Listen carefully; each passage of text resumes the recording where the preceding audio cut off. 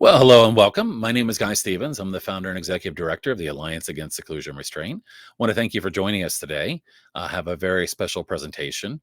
If you're not familiar with the Alliance Against Seclusion and Restraint, I started the organization to raise awareness about the use of restraint and seclusion in schools across the country.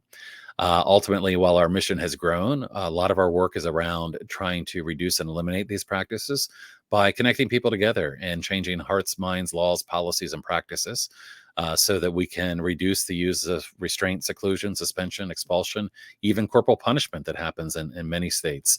Our vision is really to see safer schools for students, teachers, and staff. I will say that we are very opposed to the use of restraint and seclusion anywhere they might be happening, whether it's a school, residential facility, a behavioral treatment program, even elder care. There's a lot of places these things are used. They can do a lot of damage and cause a lot of trauma. So we really want to support better ways of working with all individuals. I'm really excited today to have Diane Gould joining us again. Diane Gould is actually back for her second presentation with us, and really excited to have her joining us today to talk about behavior plans. I do want to let you know that this event is actually being recorded, so you won't be able to ask questions during the presentation, but it will be the presentation will be available on Facebook, YouTube, and as an audio podcast. If you do have a question about the presentation, you are always welcome to email that to me. You can email that to guystevens@endseclusion.org. Always happy to answer any questions that you might have.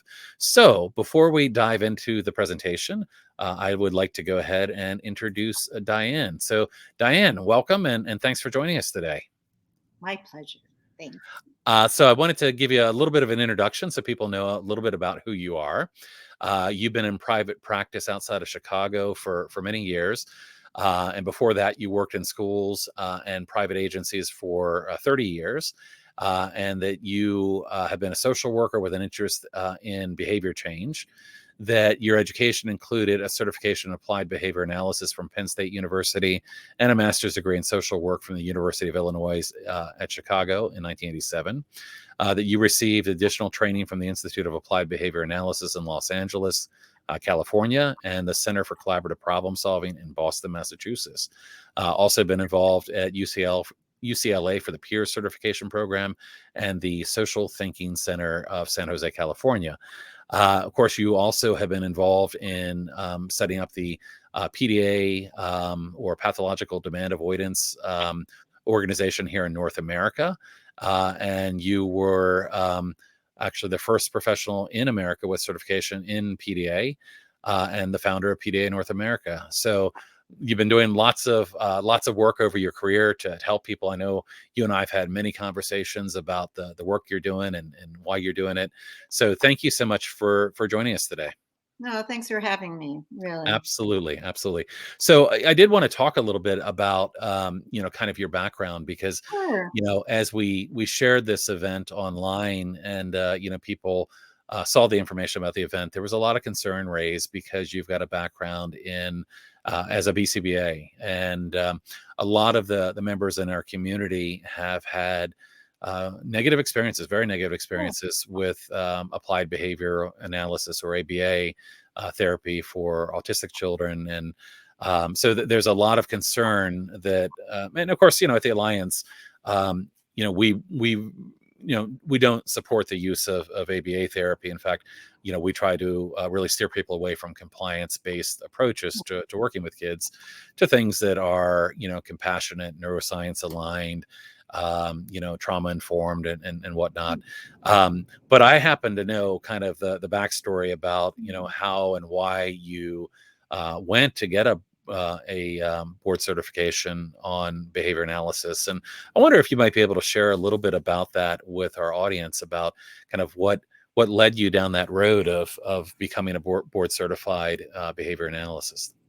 Sure. I'm happy to. And I do understand the concerns. Absolutely. It's funny, though, to me that I only think of myself as a BCBA when I'm criticized for being a BCBA. Generally, I just think of myself as a social worker. I've been a social worker my whole life. I wanted to be a social worker when I was 10, trick-or-treating for UNICEF, So I really don't think of myself as a BCBA. And I'm kind of an old school social worker. I don't really know how social workers are trained now because I'm so old, but we were really taught this non-judgmental attitude, and that every human has the right to self-determination, and that's what we need to foster as a clinical social worker for our clients. Not trying to change people. And so that's kind of how I view myself. But as I've worked in schools and with families and individuals, I didn't really like how behavior was addressed.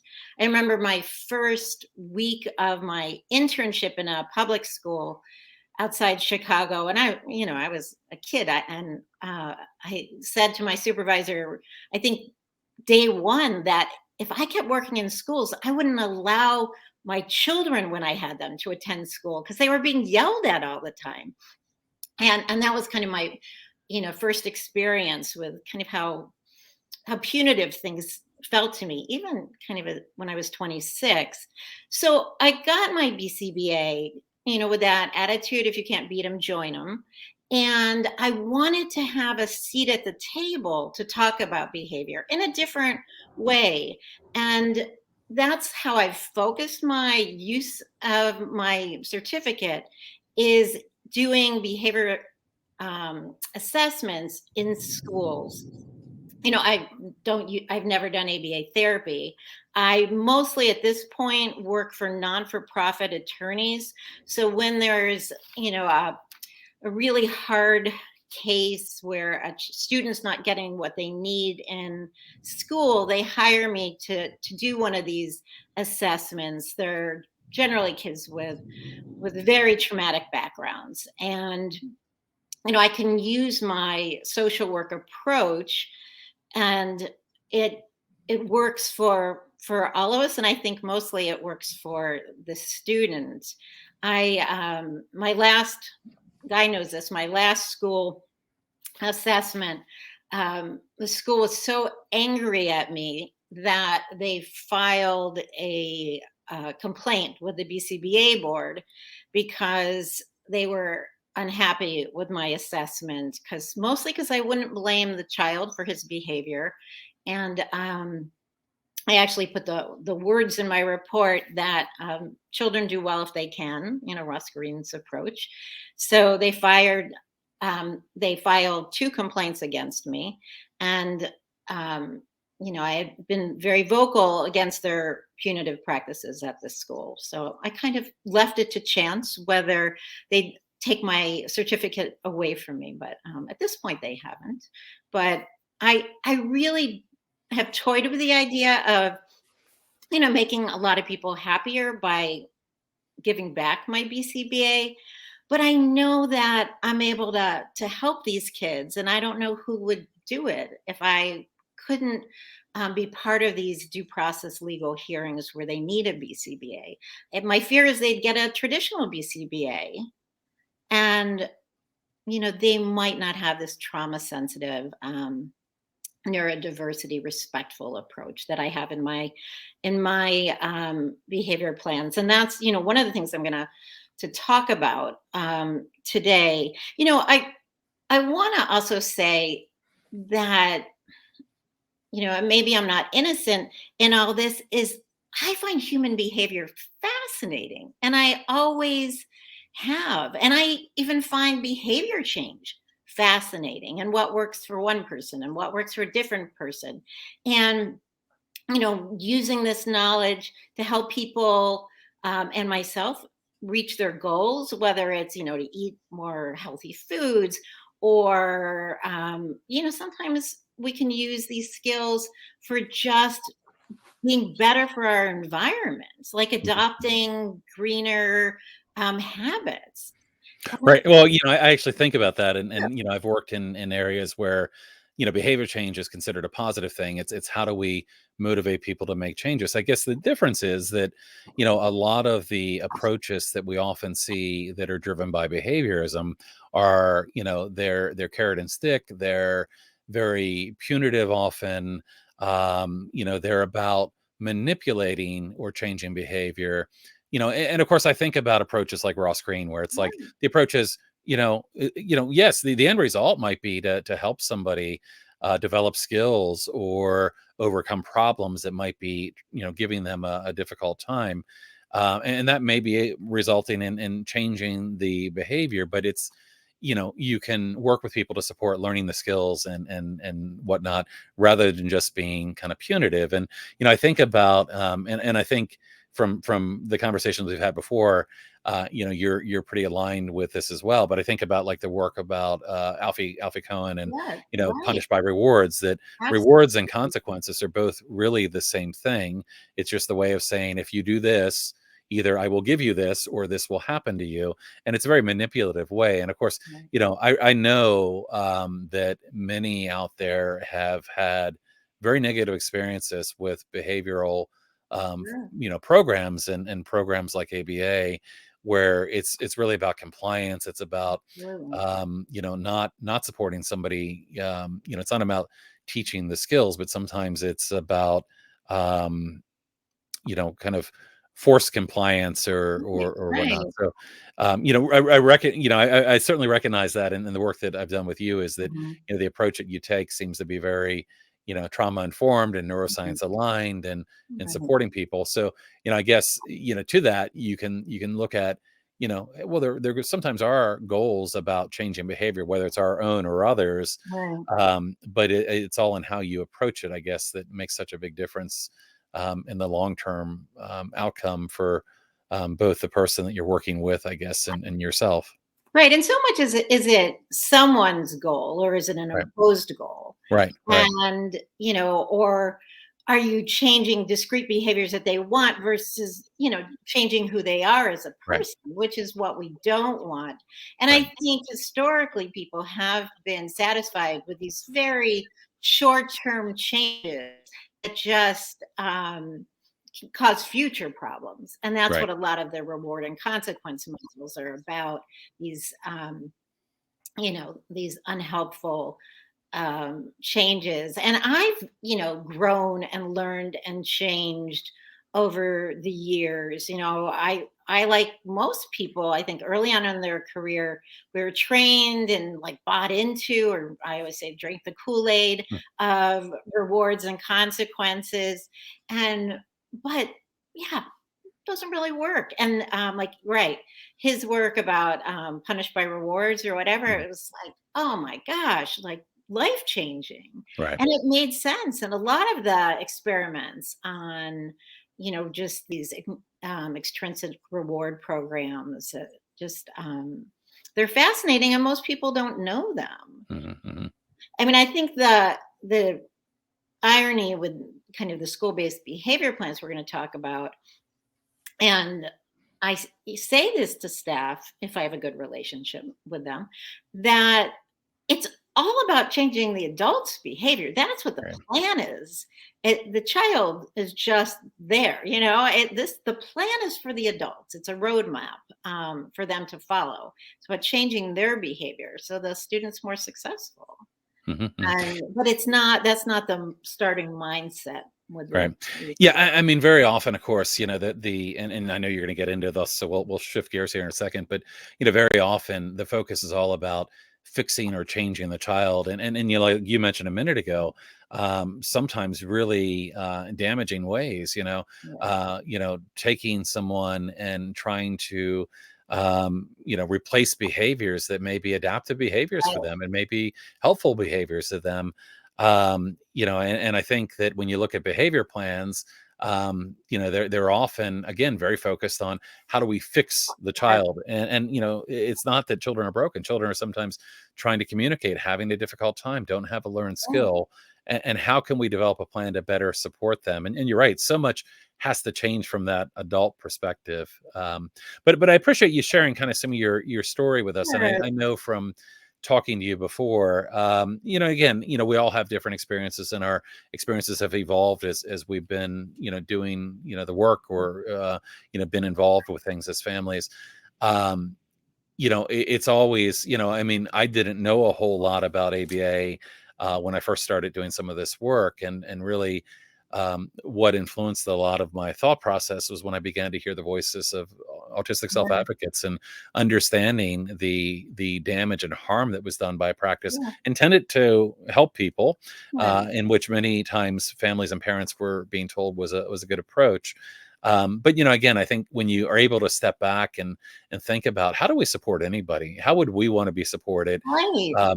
Yeah, and that's why I'm excited about what you have to share today, because you've shared with me before that when you were in schools that there were these very kind of behaviorist driven behavior plans that really weren't helping kids. They were not setting them up to be successful.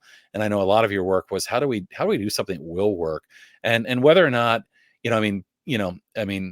whether or not you agree with some of the things that might be happening in schools, some of these processes and things are in place, and certainly we may want to replace some of these things at some point. We may want to improve some of these things. I think about the conversation I had with Greg Santucci a few months Mhm. back, where we were talking about, kind of from an occupational therapist point of view, Right. rather than just a behavior plan, we need an environmental, an environmental assessment, Right. what might be getting in the way there. So I think there's a lot of room to change and improve these tools and processes. That's true. But some of these things are very baked into the system right now, and certainly if we can improve the outcome for children by moving, in steps away from things that are harmful to something that's supportive, I think that's really important work. And that's why I'm so excited to have you kind of talk about Mhm. the work that you've been doing with, behavior and behavior plans. So with that, why don't, unless you had anything else you wanted to No, say. that's good. Yeah. Okay. Yeah. And I appreciate you sharing that with us. And again, Sure. And having I known you. understand the concerns. I do. Yeah, no, and I do as well. I mean, but at the same time, having gotten to know you and the work that has influenced you and all the things that you're doing, I know where you are and where you're heading from, and appreciate you sharing that with us. So I am going to now bring up your presentation, Okay. and if all goes well, and I will put on the opening slide. I may not see you after I bring it up, Okay. but I will be here and might throw a random comment out, Sure do. or a question, or I'll try Yeah, I not to want be. it to be Good, interactive. good. Okay. Yeah, it makes it So more interesting. let me go ahead and bring this up, and I'm Okay. going to put this into presentation mode here. Okay. All right. And you can take it away. I can no longer see you, but you should be able to see me and should be able to see your presentation. Okay, and you can probably switch slides All right. Sounds good. too. So, um, where do I want to start with all this? So, let me start with the word behavior. Like somehow the word behavior has become to mean challenging behavior, which is so strange to behavior, but I haven't really made much progress on taking back that word. So I probably should give up, but I haven't been ready to do that. I don't understand why that's what it means. And so I think I said my first time working in a school was probably in 86 as a intern. I'm bad with years, so I could be wrong. But and then I volunteered, I think before that in schools. But I think what's striking to me is that things haven't changed in decades. How behavior is viewed is the same, our interventions are the same. That is very strange because we know how much the world's changed, right? In all those years. So that's one thing I think about. I'm often in my head and I think about behavior all the time. Do, This, do you do Mhm. you think, I've heard others suggest this, but do you think that, in that view that we've had for decades, that part of the problem is that there's always so much focus on the behavior, that people are often not looking beneath the behavior or at the cause of the behavior. I mean, isn't that really kind of part of that decades old problem, is just the focus is on the symptom and not, kind of the underlying issue? Right, except absolutely. But you think we talk about in other arenas, like you can't judge a book by its cover. Look under, don't take take things on a surface level, but with behavior, we're still so about just taking things on a surface level, but in other, I think, viewpoints and relationships, we tell individuals to not judge people by what they look like on the surface, but Mhm. I guess we still do. So maybe I think some of this is human. It's just the problem with human nature. I was going to say the ugliness, but that sounded so negative. Mhm. But Mhm. and I'm trying to be less negative, but I'm not really accomplishing that. So, but we take things on the surface. We judge things on the surface all the time, and behavior so much, and it stirs up all those feelings in us, of Mhm. being powerless and not Mhm. being able to control other people, which is what we want to do. Mhm. So it. I don't know. You would think we would have gotten better. And that whole emphasis on compliance, which you talked about, Guy, to me is strange too, because there's a Swedish psychologist that I really love, Bo Elvin, and he's talked about that no parent ever, when they're asked what do you want for your child when they're an adult, he says that like no parent in history has ever said, "Oh, I want my child to grow up to be a compliant adult." Right. Right? It's not a value, but somehow we pretend that it's so important that kids are compliant to prepare them for adult life when that's not true. That's made up. So maybe unless we're preparing them to follow orders in the military, I don't know. Right, But right. But you're right, and I hope you don't mind me adding comments, and I know no, we've talked I and love it. yeah, but, we very much do see that, right? We see that often in school settings. We see that often in, law enforcement settings. These demands for compliance that very often are what actually leads to a child becoming escalated, Absolutely. when compliance demands are being put on a child that is already beginning to have a difficult time. And if you add a trauma history to that or disability, the chance that that child may be hypervigilant and may be more Sure. apt to feel unsafe.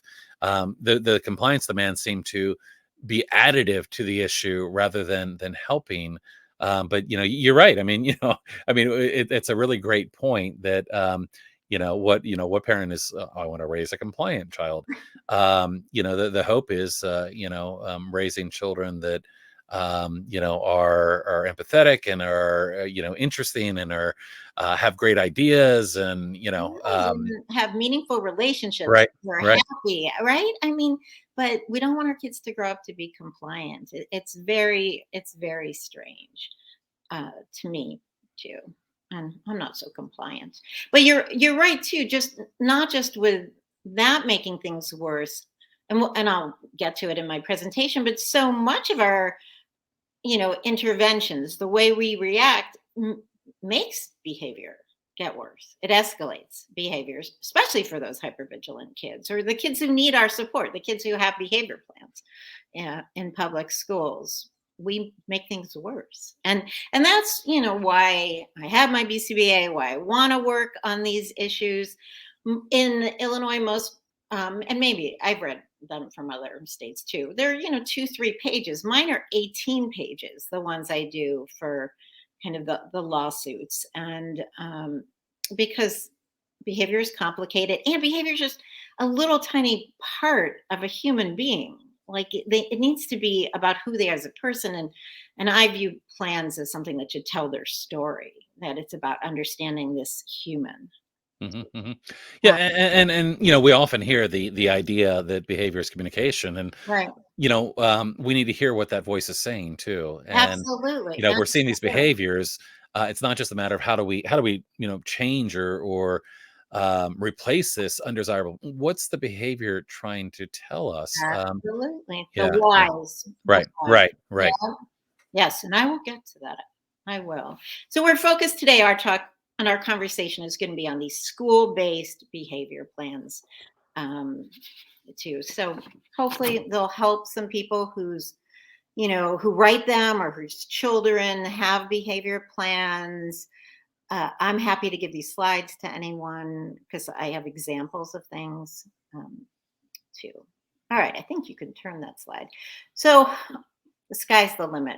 Mostly I put this in because I'm very bad at using pictures. So I'm like, all right, better get a picture in before I get on my soapbox.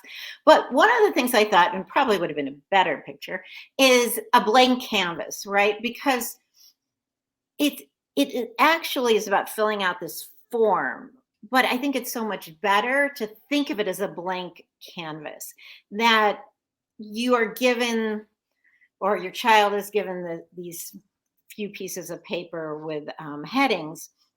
But I do think the sky is the limit. Don't feel you need to just fill out the form as it is. Make it work for you. Put all the information, and I'm going to talk about that you think will be supportive. Make it fit in those boxes.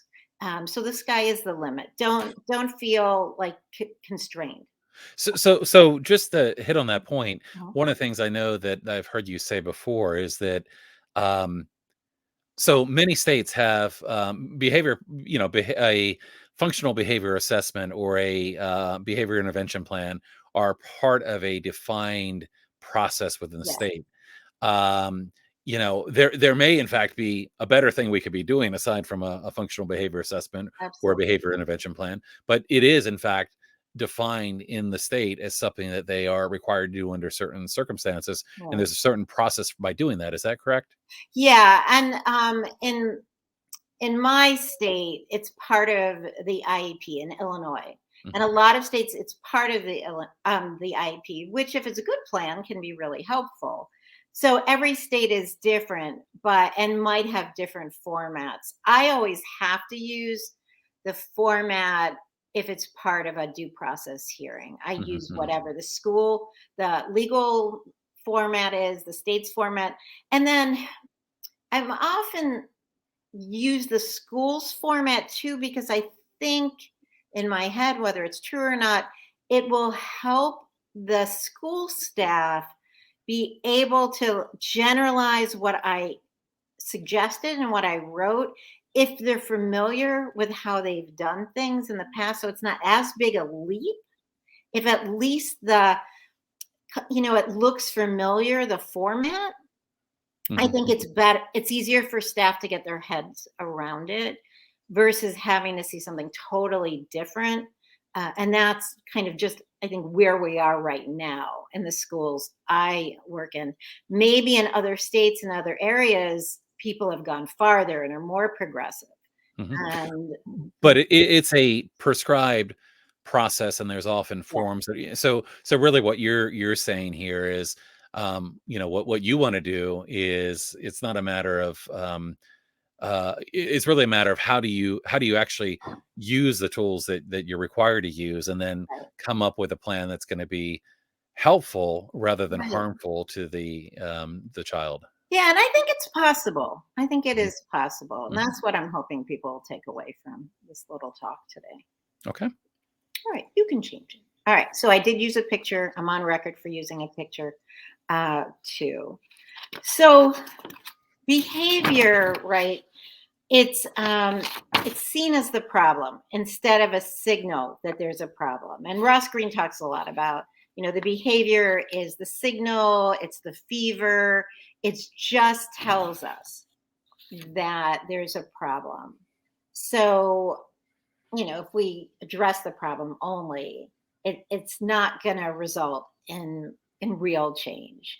It's just what I've seen is that challenging behavior or behavior of concern or whatever the term we want to use is, it's just substituted by something else. Sometimes the adults feel happy, but because the one behavior, but it doesn't really solve anything. So we always have to look at behavior as a signal. Sometimes that's a real paradigm shift for the adults in the picture too.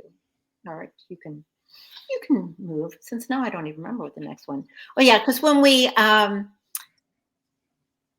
wait. Well, let's go to whack-a-mole and then go back to stress. I'm sorry.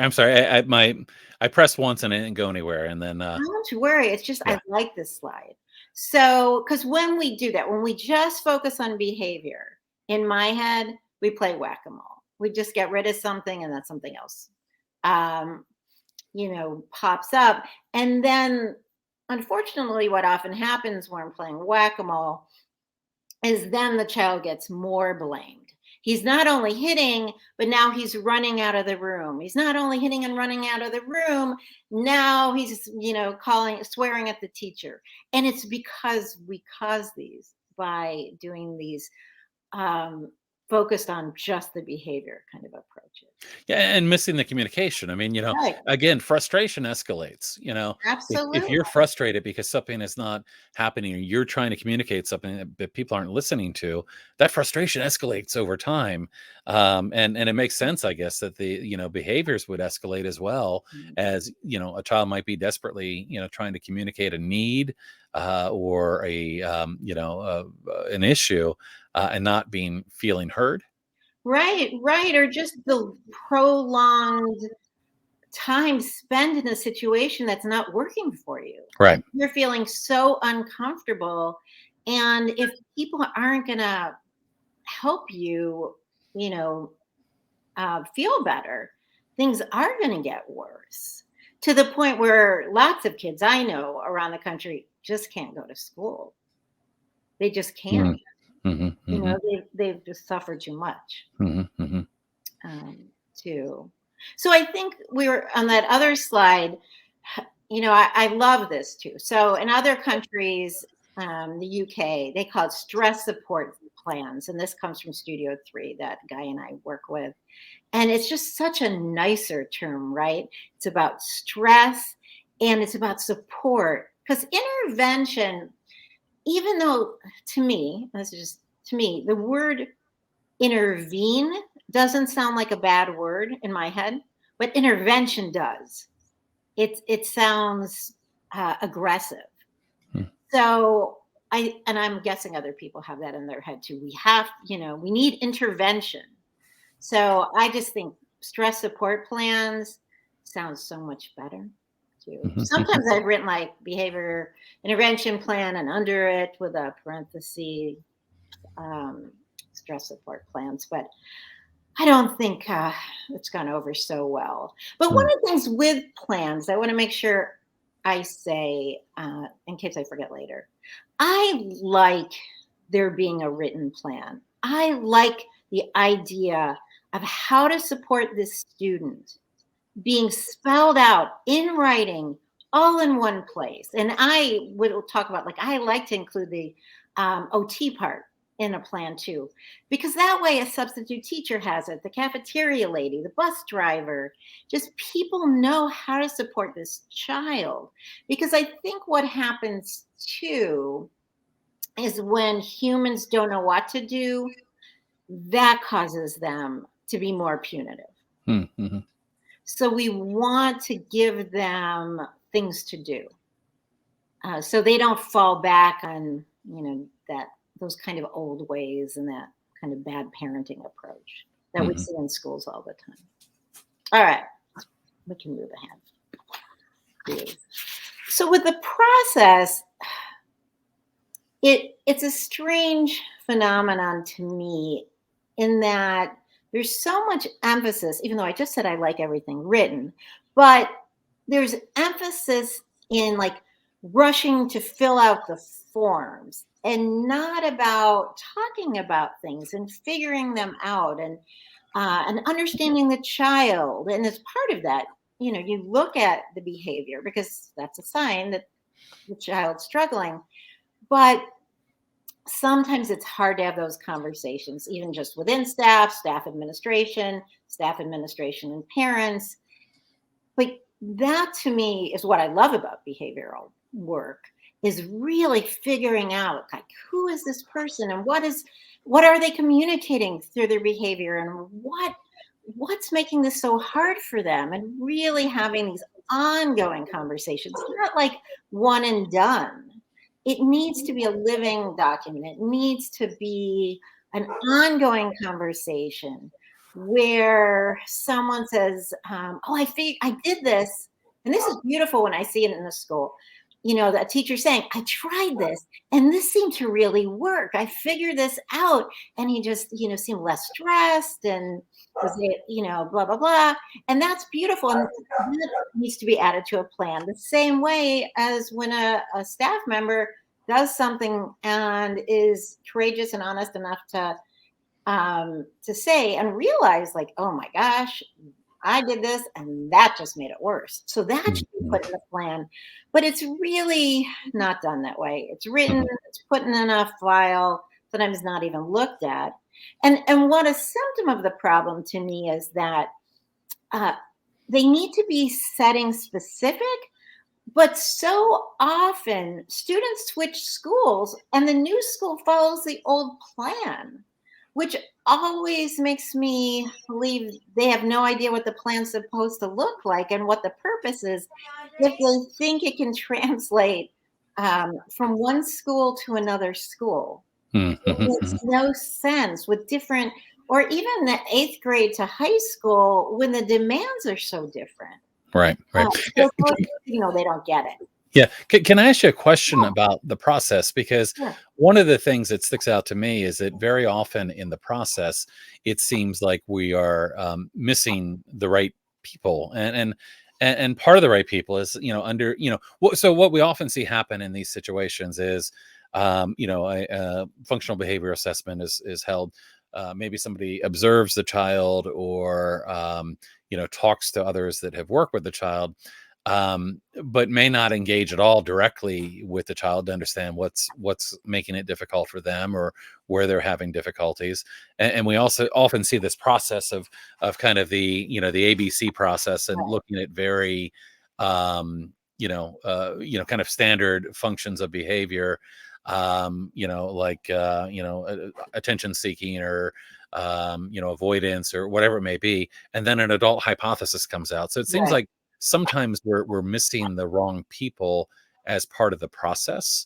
So what are your thoughts on that in terms of, how do you make sure that the child's voice is being heard, and that other useful,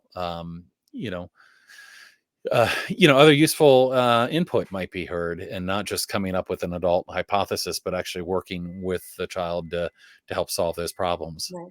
Yeah, and I'll talk more about the hypothesis part in a few minutes. But the process, so it's a good question. It's hard. I usually compensate by talking to a ton of people and trying to look for themes between many people, including the family as well, to try to understand the people that seem to get the child, understand them best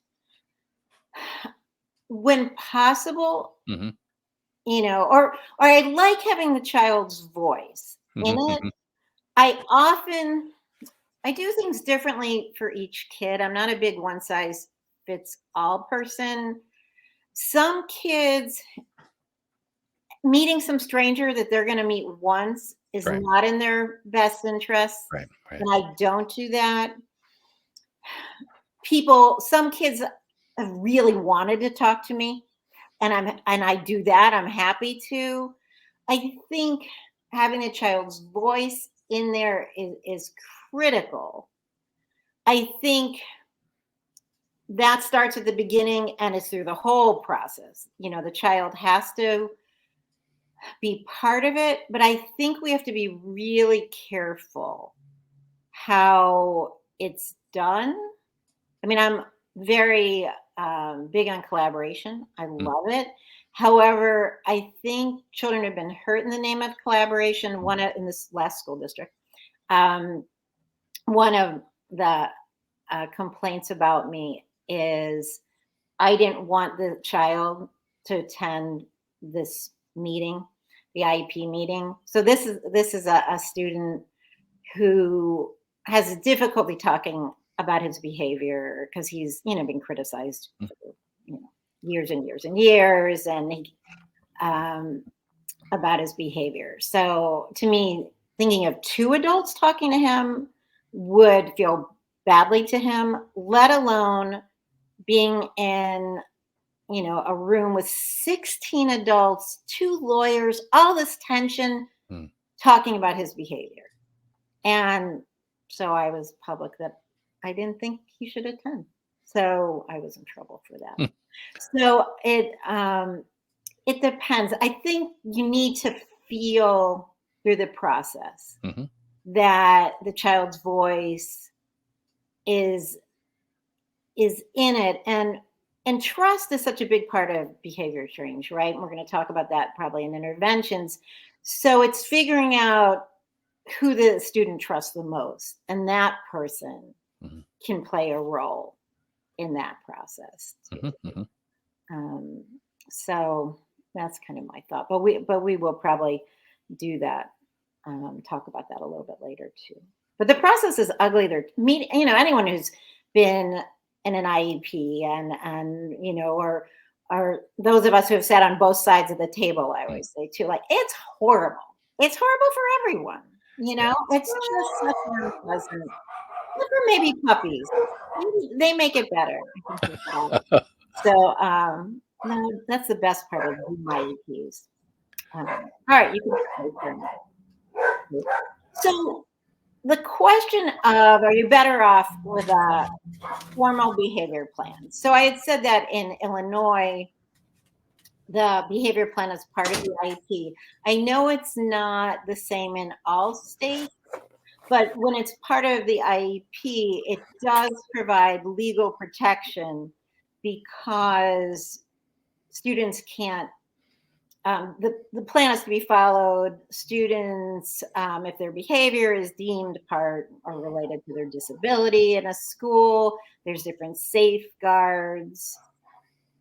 I often think too that students benefit with a good behavior plan, not so much with a bad behavior plan. So to make it so binary, but if you know the players at school and there's some folks you think that get your child and can be part of a behavior plan process, or it's a school that really is inclusive to the parent viewpoint, it might be a good idea to have a formal behavior plan, even though it might be a crummy format, to have everything spelled out in one place on how to support your child, especially if you can use it as a blank canvas, and do it the way we're talking about today. All right. So the problem with most plans is that they're not how we talk about it today.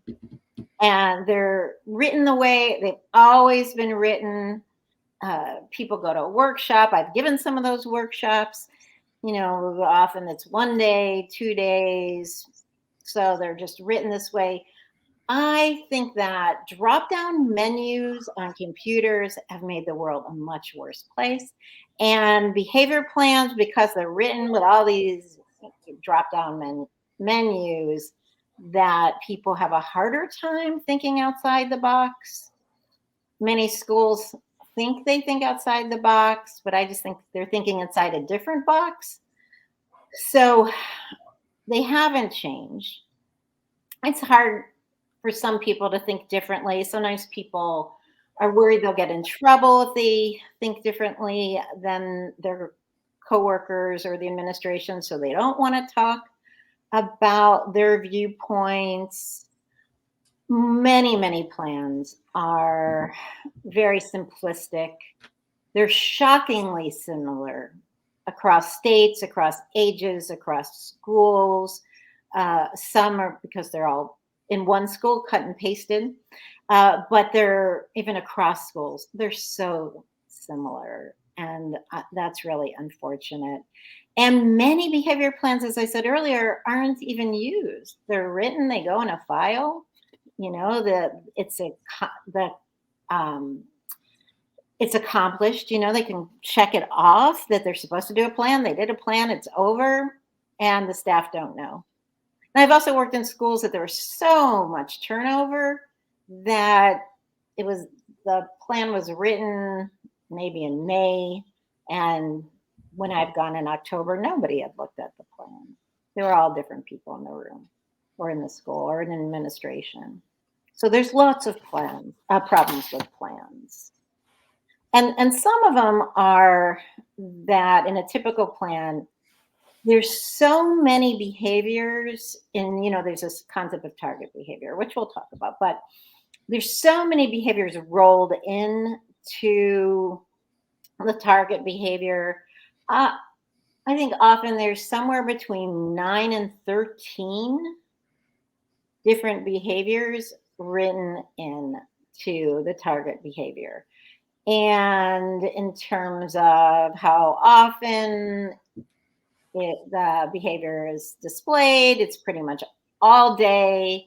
And when asked about settings, it's all settings. The function is either attention or escape or both.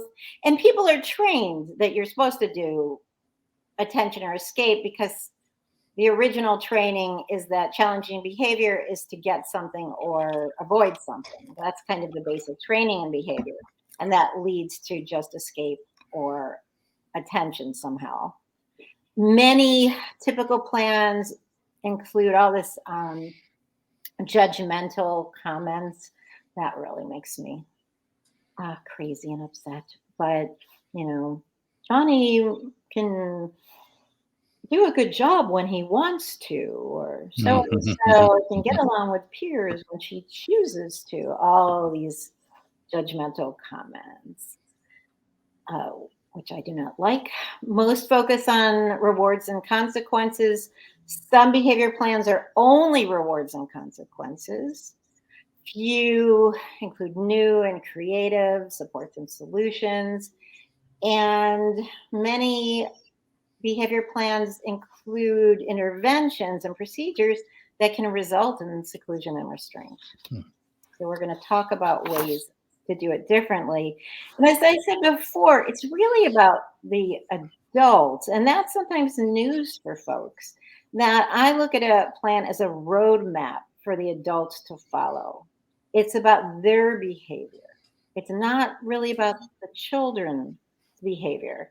So most of you know there's kind of 2 points. So there's the FAB or the FBA, depending on where you are, which is supposed to be about how to understand the behavior, which is a great concept because we want to understand the behavior. When I started working in the field, often schools just had a behavior plan without the behavior assessment or analysis part.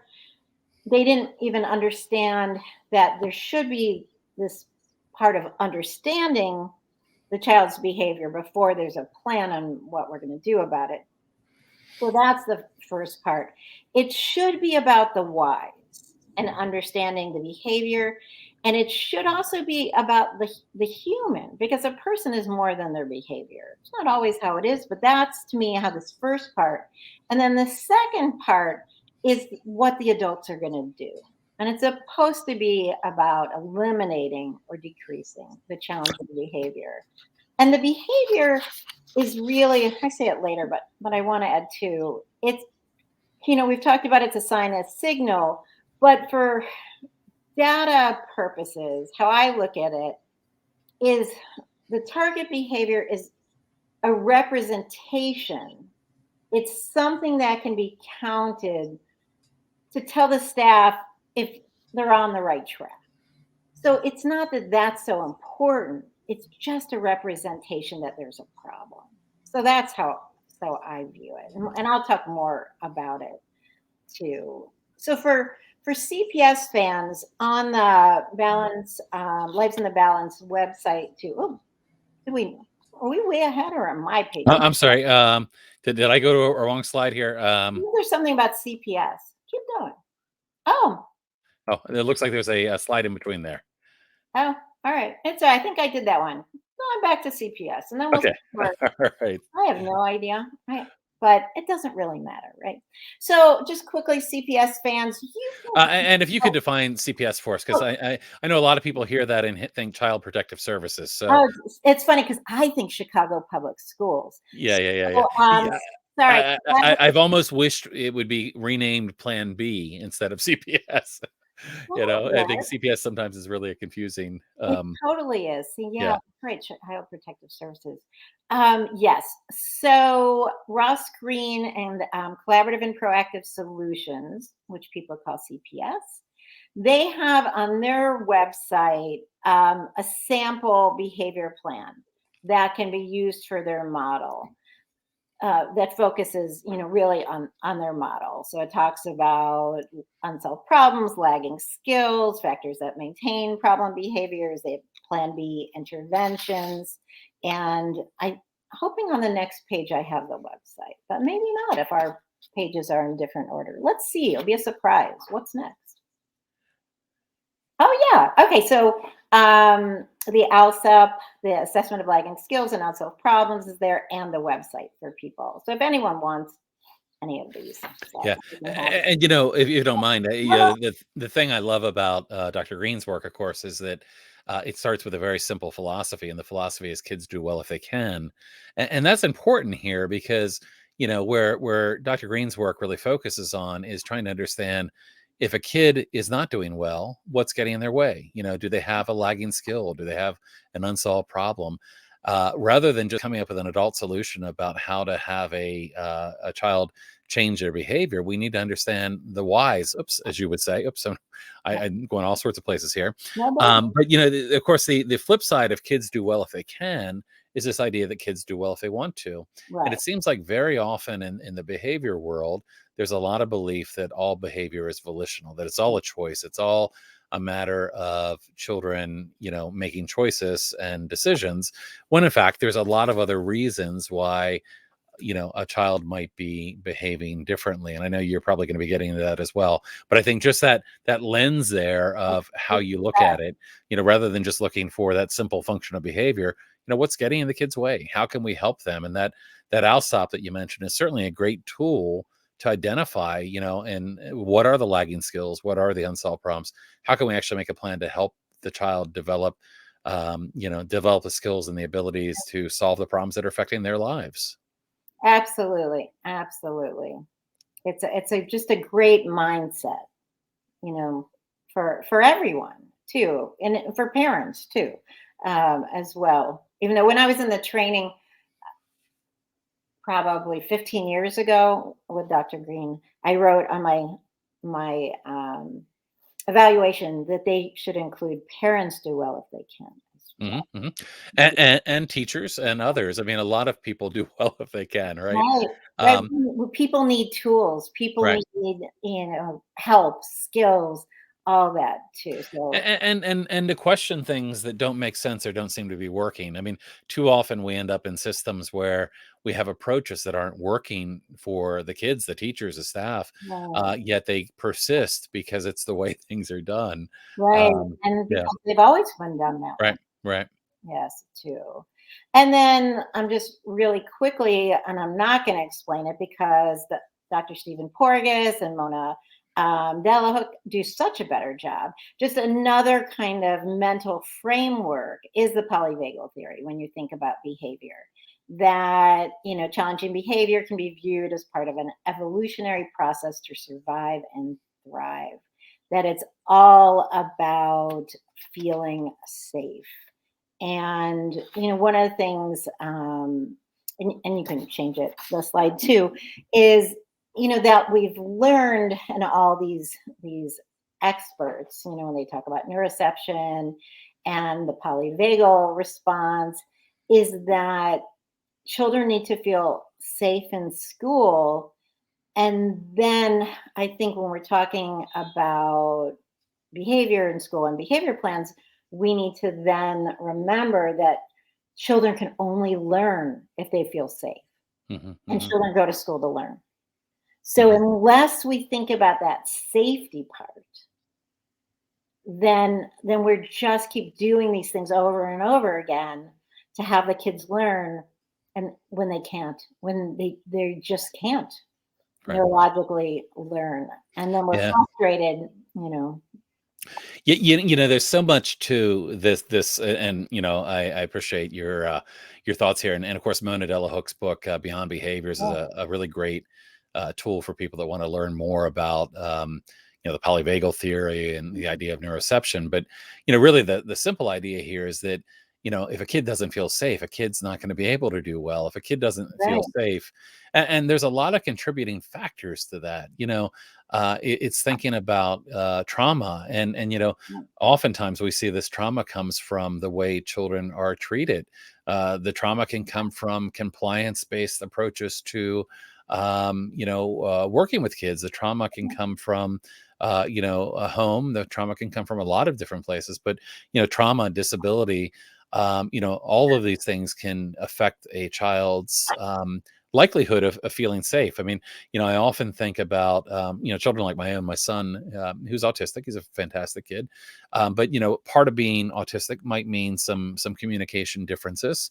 And imagine how frustrating that might be to live or imagine being non-speaking. We see a lot of non-speaking children that are, being restrained, being secluded, having other very negative interventions. And, imagine the frustration of having things to say and having, thoughts that, you're not able to convey, or people aren't hearing or listening. And again, when that behavior is communication, wow. I guess it's moving beyond that idea that, all these behaviors are just the kid making a choice to do something. Right. There's so much more beneath the surface, right? So much more. And what you didn't say is trauma caused by seclusion and restraint. Right. And Or that, other punitive right, practices, right, or, right. compliance-based approaches, or other things that, I mean, I often talk about it, about kind of the trauma circle, which is that, oops, my That's all right. We'll be computer's here. trying to remind me of things now. That's all right. But that you might already have a child that has had some trauma history, and because of that trauma history, they might already be hypervigilant. And the more these negative things are done, the more you run into those situations where they may be further traumatized. Absolutely. Absolutely. Too. All right. So next, there's a section about strengths in a typical behavior plan. Usually, they're kind of done quickly, but I think they should be real and plentiful. They shouldn't be backhanded compliments, kind of like that one. I said before that when he wants to, he can really follow directions, those kind of things. Those are not strengths. And I think as a parent or an advocate, you can use this section also to paint a picture of who the individual is. Because again, you're trying to get everything you want to say fit in this format too. And then the next section is target behaviors. So I do one or two. Again, it's because it's just a representation of something that's happening, just to know if we're our supports are helping.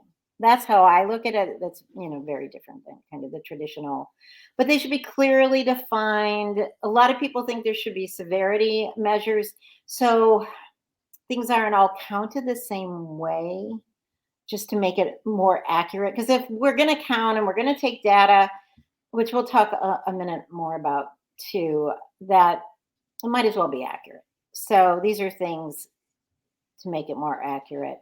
But I think we want to really push it as being representational. So it doesn't matter so much if it's the behavior that's most problematic to the school, or the one that's happening the most, or the easiest to change. That can be a discussion, but it just needs to be really clear too. So on that issue of target behaviors, so this is just me, but I never agree to non-compliance being a target behavior, because that just triggers me. And you can go to the next one too. And then I think, as Guy said earlier too, you have to be so careful in adaptive behaviors being included as target behaviors. Sometimes they're rolled in the description.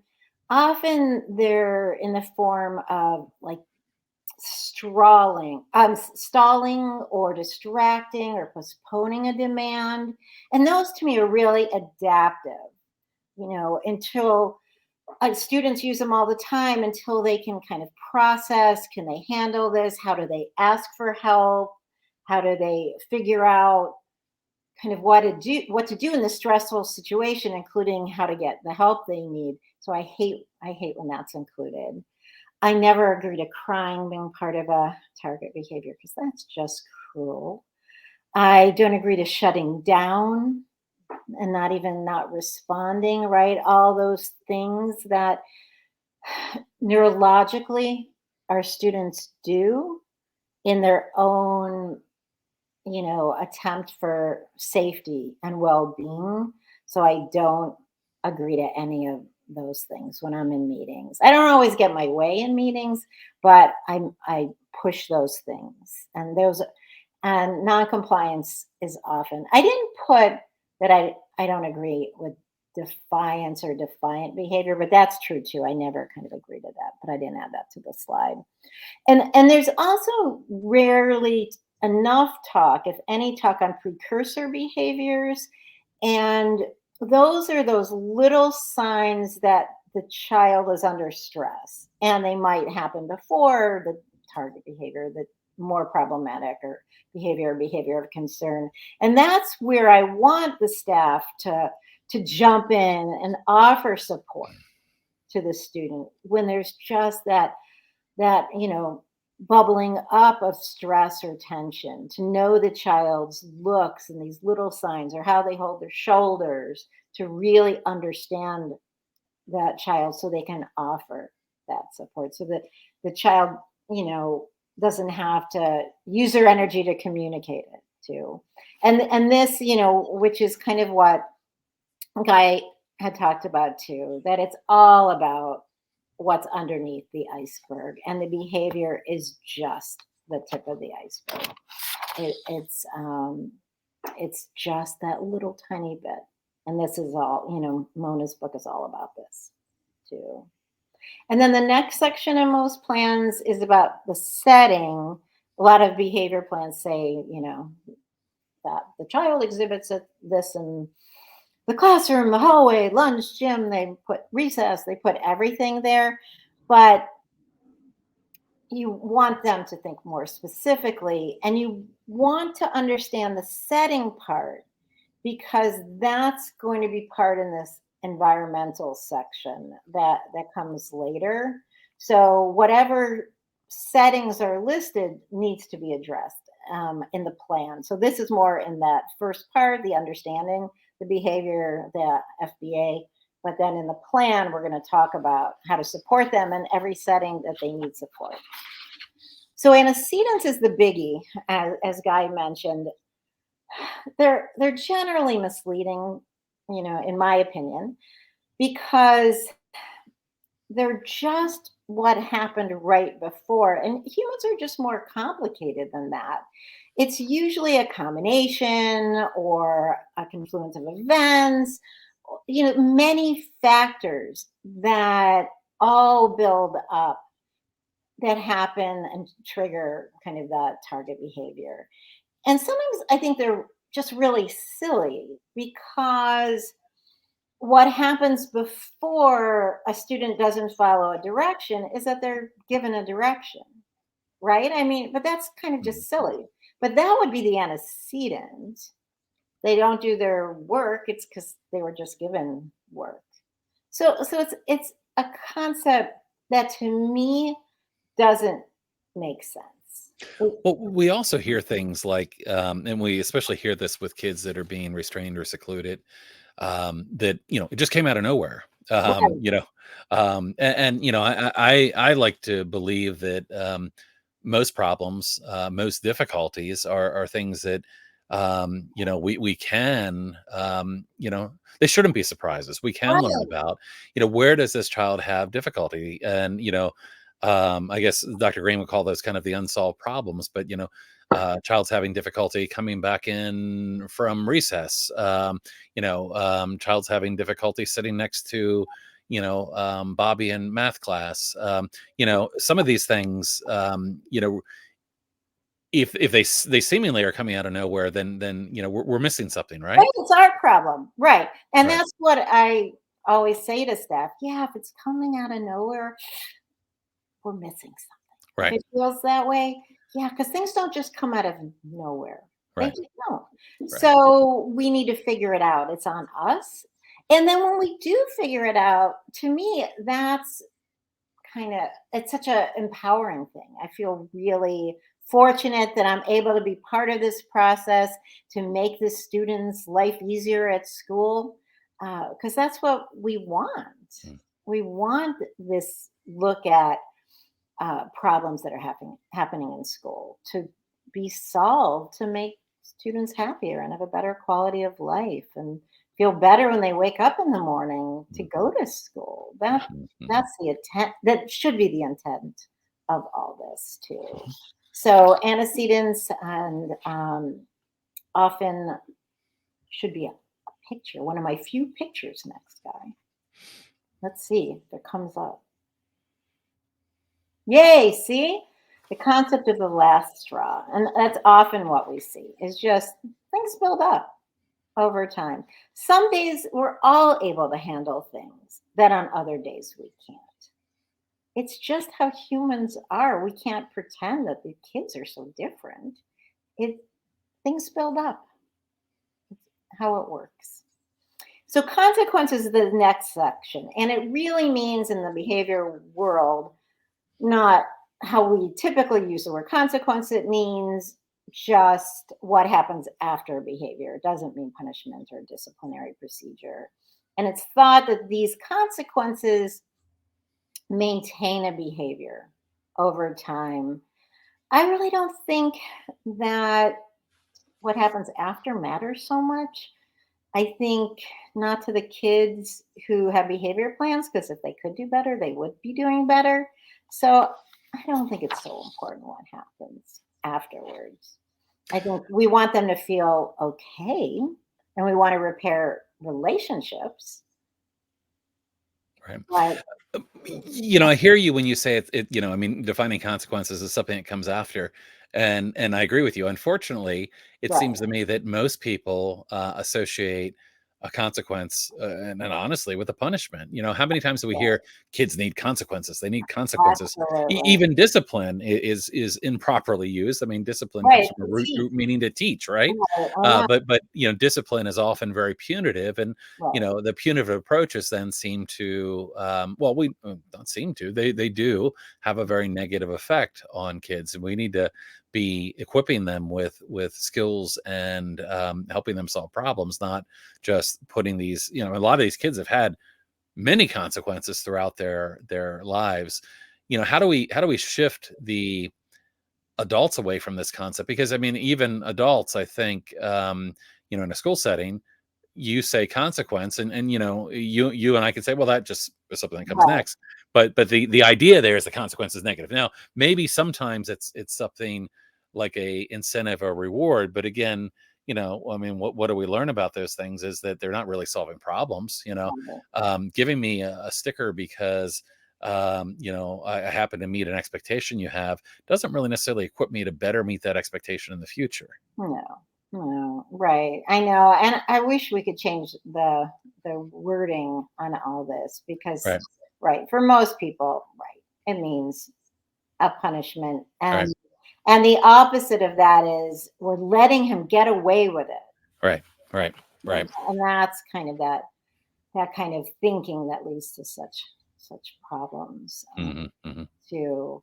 And one thing I don't have in this presentation that I include in my general behavior ones, which I need to revamp because I keep changing how I look at things. Anyhow, is often what happens after a challenging behavior in the schools I go to is what's called processing, but often what it feels like to me is shaming, that the child has to meet with an adult, say what he or she did wrong, what he should have done, what he's going to do better next time, apologize to whoever was hurt or impacted, even if they weren't hurt or impacted.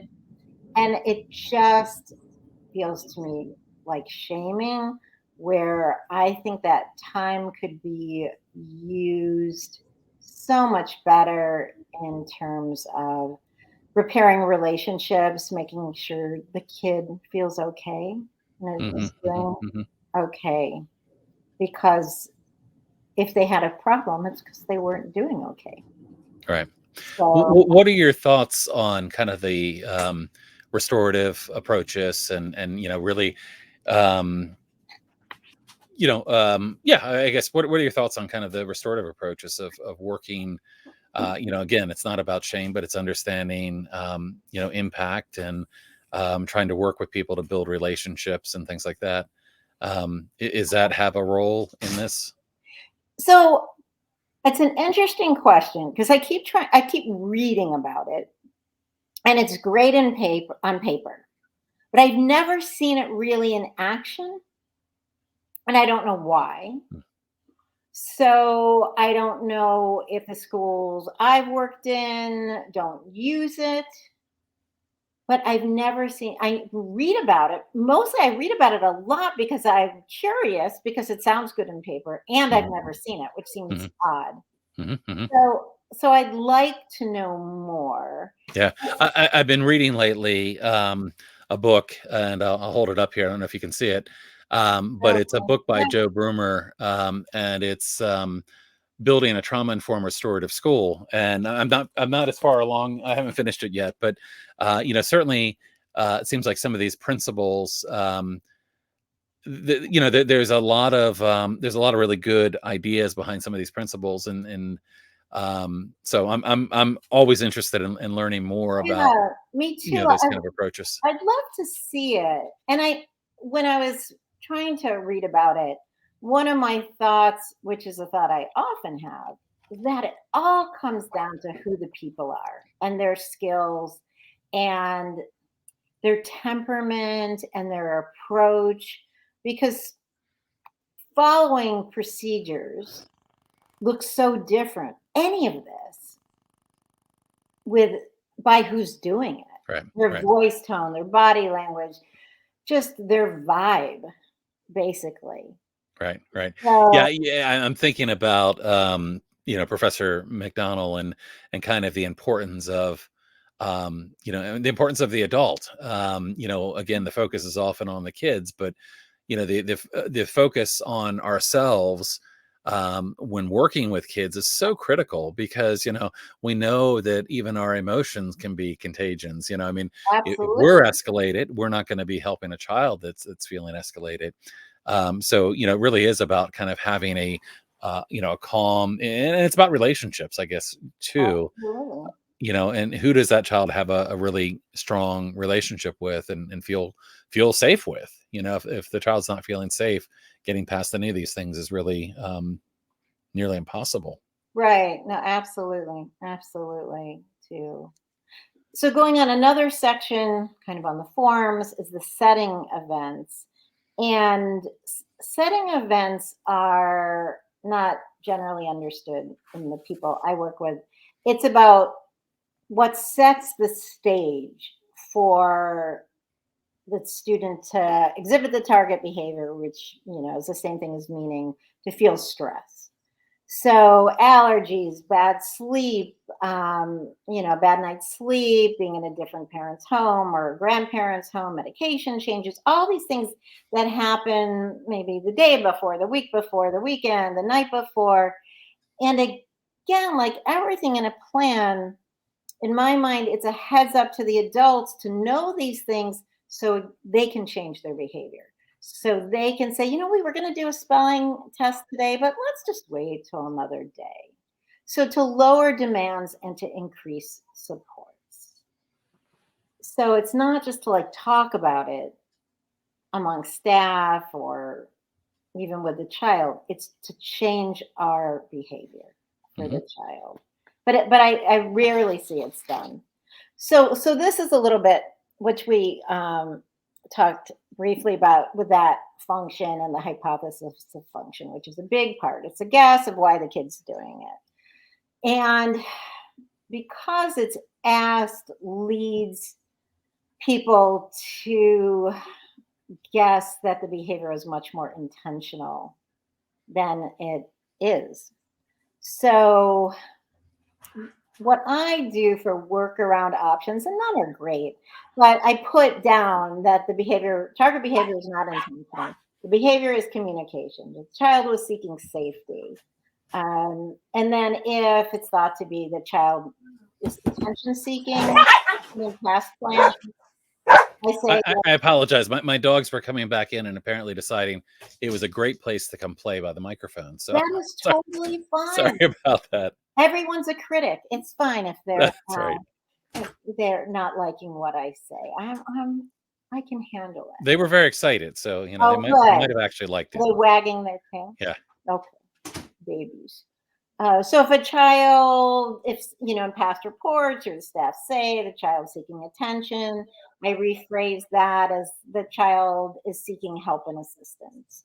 If Mhm. the child, is trying to avoid, I rephrase it is, that the child's trying to avoid a situation that they can't cope with or emotionally manage or, that kind of thing, or the students trying to decrease stress and anxiety. So I just put as much language that I want the reader to have to combat either the simplicity of escape or attention or that it's intentional. If if things worked better in schools, we could talk about, seeking attention and escape and avoiding in a better way, but we're not there. Right. 'Cause it's Right. because it's not just understood that that needs to be viewed along with why. Why would the student need to avoid or escape, and how do we make the situation so they don't need to? Why are they seeking adult attention? How do we help them get it? Yeah. And Yeah. how do Yeah. we Or are they really seeking connection? Do right, they need right. a strong anchoring relationship to help Right, them when they're having exactly. That's a a great difficult thing time? to add too, like with the whys, Right. and Right. then it's our job to give it to them. Right.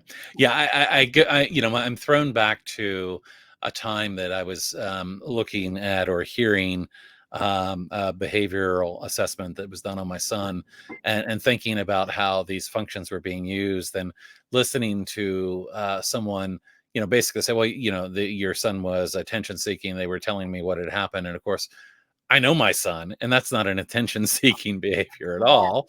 There was a lot that they missed in the what led up to the behavior they were seeing. But I think it really is a oversimplification that leads people to make assumptions and leads people to blame the child. That's really, really bad for everyone involved. it is. Yeah. It is. And when I'm in a really bad mood in these meetings, when they say like, so and so is seeking attention, I go, great, that's wonderful. That's what I want for her. Just to really like, because most of the kids, like it's so rare. Most of the kids I've worked in are seeking attention Yeah. just for attention. I Right. mean, that would, they generally want to crawl under the desk most of the time they're in school Right. because they're so uncomfortable. So, Right, right. Well, and I always thought that, Dr. Green kind of talks about how different kids respond in different ways, and he always called them the lucky ones and the yeah, unlucky ones. I But love kind that. of, yeah, talking about how some kids might shut down or cry or do something that, rather than getting them punished, gets them empathy. And other kids, when they're feeling overwhelmed or stressed or not having their needs met, might try to run away, or might fight back, or might have other behaviors that then get them punishment. The what's happening below the surface can be very similar in Oh, both of those settings, but the reaction is so much different, and yeah, it seems like it continues to propagate this then response that just further and further makes it difficult for the child. absolutely. Absolutely. Yeah. And it's all about the questions that need to be asked, the understanding, the figuring it out, what the child is needing and why, and all the work that adults have to do. And I do understand it's hard for the adult that's teaching a class without other support from adults to have to be figuring this out, which is why schools really need to have strong teams and time for these discussions and supportive administration, because it's hard to, some of the schools have, 20 kids in the class to be Mhm. teaching and trying to figure this out. It just feels like too much of a luxury for a lot of teachers. And I get that too. Uh, and understanding, that safety part, I think, is still really new in how teachers are trained to look at kind Mhm. of behavior too. So so that's kind of the assessment part. And then the plan in Illinois, and I don't know if it's everywhere, that one of the first questions on the plan is if it's a skill deficit or a performance deficit.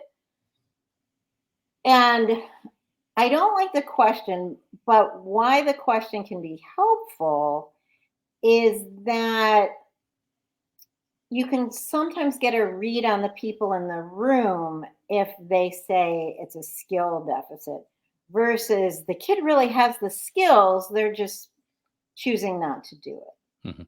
I'm Um, sorry, Diane, am I on the right slide here? go to the next one. Okay, Hopefully okay, the next okay, one okay, okay. too. Alright, thanks. Yeah. So I always push for a skill deficit. One school person said, "Yeah, you probably think that all the kids have it's skill deficit then by your reasoning." And I'm going, I do. Yeah. Mhm, mhm, mhm. So Well, there's also this assumption because a child can do can meet an expectation in one situation that they can meet the expectation in every situation. There's so much more that is yeah, below the surface that can affect that. But there clearly is this idea that once a child has met an expectation, they should forever, under yeah. any circumstance, be able to meet that expectation. I know I need to take a lot of deep breaths in these meetings too, especially when that comes up. Well, I know he can handle assemblies because Mhm, last Wednesday he handled the assembly. That was kind of mhm, mhm, practice my coping skills because right, people, yeah, they hate inconsistency. And right, if a child dares to do it once, then people think they can always do it, and mhm, that is worrisome. I also talk a lot in these plans about proactive versus reactive behaviors, that I think plans should be 99% proactive about supporting the student when there's any signs of stress, understanding those setting events, looking at the environment and making modifications, altering teaching style and demands, and providing support. That all should be done proactively before there's a challenging or target behavior, too. And I think most of the people who kind of hopefully are watching also are kind of tied into the key features, because I know they're my key features and they're generally the alliances values too, that the key features of a plan should be safety at the forefront, relationship based, the co-regulation should be evident that it's about emotional regulation, collaboration with the individual, looking at those underlying skill deficits, and really respecting neurodiversity and having all the interventions and the culture of the school and the classroom trauma informed. mhm. Can I just mention Sure, something on the absolutely. safety? When unfortunately, my son was restrained and secluded in the name of safety. And, what I would say to you is that our state law, of course, says that a child should not be restrained or secluded unless it's a situation that involves imminent serious physical harm, which is a life or death kind of situation. And safety is often a word used. My son actually hates the word safety now because of all the negative things that Uh, happen to him in the name of safety. let's And while I, you phrase that to say the student feeling safe. right, right, right. Okay, gotcha, gotcha. Emotionally safe. All right, good to know. I'm going to redo that slide. Yeah, that's what I meant. And Yeah, from a well, I polyvagal kind of thought that's where you were headed, perspective, but from a it's also polyvagal one of those perspective. words that can be used in a way to kind of defend Right. doing things that are really not very Right. not safe at all for the students. So I just wanted to make sure that that Yes, was I'm going to change yep, that today. Yes, from a polyvagal safety perspective, that the gotcha. student feels safe because they can Absolutely. only regulate their emotions if they're safe. Yeah. And from what you're saying too, it because people can't think when they don't feel safe, teachers, if their emotions are lit up, Mhm, they mhm. can't make distinctions between if they're really safe or not. And Absolutely. they can't make those calls too. Um, too. So I like this slide. It's Andy McDonald from Studio 3. Manage the stress, not the behavior. We Oh, I manage. thought you were referring to the picture Oh being yeah, no, I love that. Annie I use McDonald. that picture in everything. I love it. Yeah. Yes, the scream. This is how I feel often in these meetings. Uh, Scream, but it's supposed to be the client's stress too. But it is definitely how I feel. And then there's right the summary part. Generally, schools just put everything in the entire school and classroom that they've tried, but it should be more about what they've really tried to support this child. I think I should go faster since the time is going. Too. And then the next section is a hard one because it's about that replacement behavior thing, which is hard to talk about replacement behaviors without making it seem that the behavior is a choice. And talk about, yeah, things that kids should hate is that, like, make a good choice, that adults always say. mhm. So we have to be careful with them. What it means is that what a student should do that serves the same purpose as the challenging behavior. Even in traditional plans, most schools don't understand it and they don't do it right.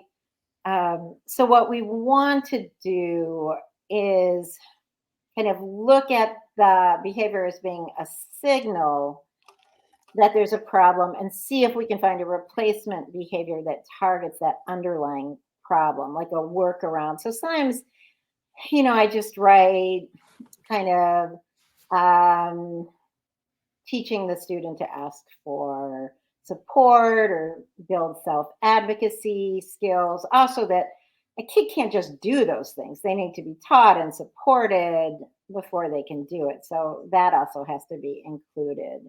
So, I think the section needs to be addressed, but it has to be done carefully. And in the end, that's usually what I wind up with teaching kind of advocacy, teaching tasks for break, teaching tasks for support in that section. How do you address kind of neurodiversity here in terms of one of the I think very valid concerns is that sometimes the a lot lies in what your goal is for being involved in doing anything to help Right. someone, and with any form of therapy or anything that we're doing, and sometimes there are goals out there that I don't agree with, like making an autistic individual look less autistic, Right. by having them mask their behavior or Right. do I things don't that either. Yeah. yeah. Yeah. So I mean, what are your thoughts on that in terms of because that's often, we find things targeted for replacement that are in fact adaptive behaviors that are, part of a person and how they respond to a situation. So any thoughts on that kind of Yeah, I think sometimes it's a great question. I think it's tied to understanding the individual and the people who that individual trusts having conversations Mhm, to try to figure out what's going to feel okay and what we can try. And also, I think for everyone involved, I think a lot is trial and error. Try mhm, stuff, maybe it works, maybe it doesn't, then you try something else, that it is a process. But I think it's including the person. mhm, And I think being really careful that we're not supporting masking or asking the student to mask, because in all my work and with complicated kids around the country, the student masks until one day they stop going.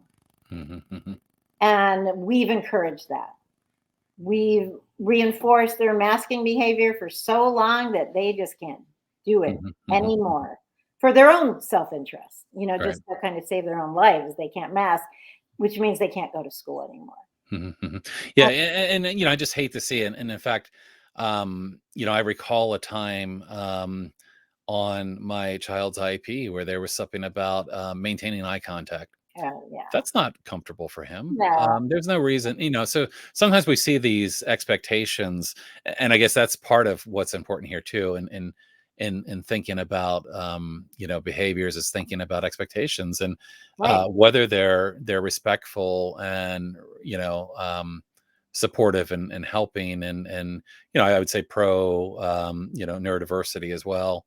Right. And when we get to the content of what to write on the plan, those are really important things to make it work for the individual. Right. Yeah. We should be so far ahead of, of those things, Mm, unfortunately. And, Ross talks about, right, changing, kids not meeting expectations. okay. And teachers are often, or more school administrators probably, and teachers are often taken back when I say, yeah, I think the solution is changing the expectation. Right. It's not about changing the child, Hmm. because so many of the expectations, when you really look at them, are arbitrary. They're Mm, not important. They're kind of right. in place because we've always done those things. Right. So most of the expectations really do need a hard look at. Hmm. There's, Hmm. there's so many there's so many things. Yeah. And some things have changed. I always laugh when I see these high school kids kind of wearing pajamas to school. They look like so comfortable. And I think, oh my gosh, I went through school at all these like really uncomfortable clothes that I'm surprised I could focus at all. And these kids, like, now they've nailed it. Like, they're hydrated with a water bottle and they're wearing pajamas, basically. I just think, like, oh, we've evolved a bit. It's We so have a long way to go. right. We have a long way to go, but in some ways, but those were expectations. Um, Right. Yeah. yeah, I remember the day that girl students were allowed to wear pants. It was on the PA system. It was a big change. It was, so things can change a little bit because all the expectations are really just made up. They're Hmm. just made up. They're not real. So this environmental part on the plan, and that's where, all Greg stuff would be, all the OT stuff, really like put in. It can be in other areas too.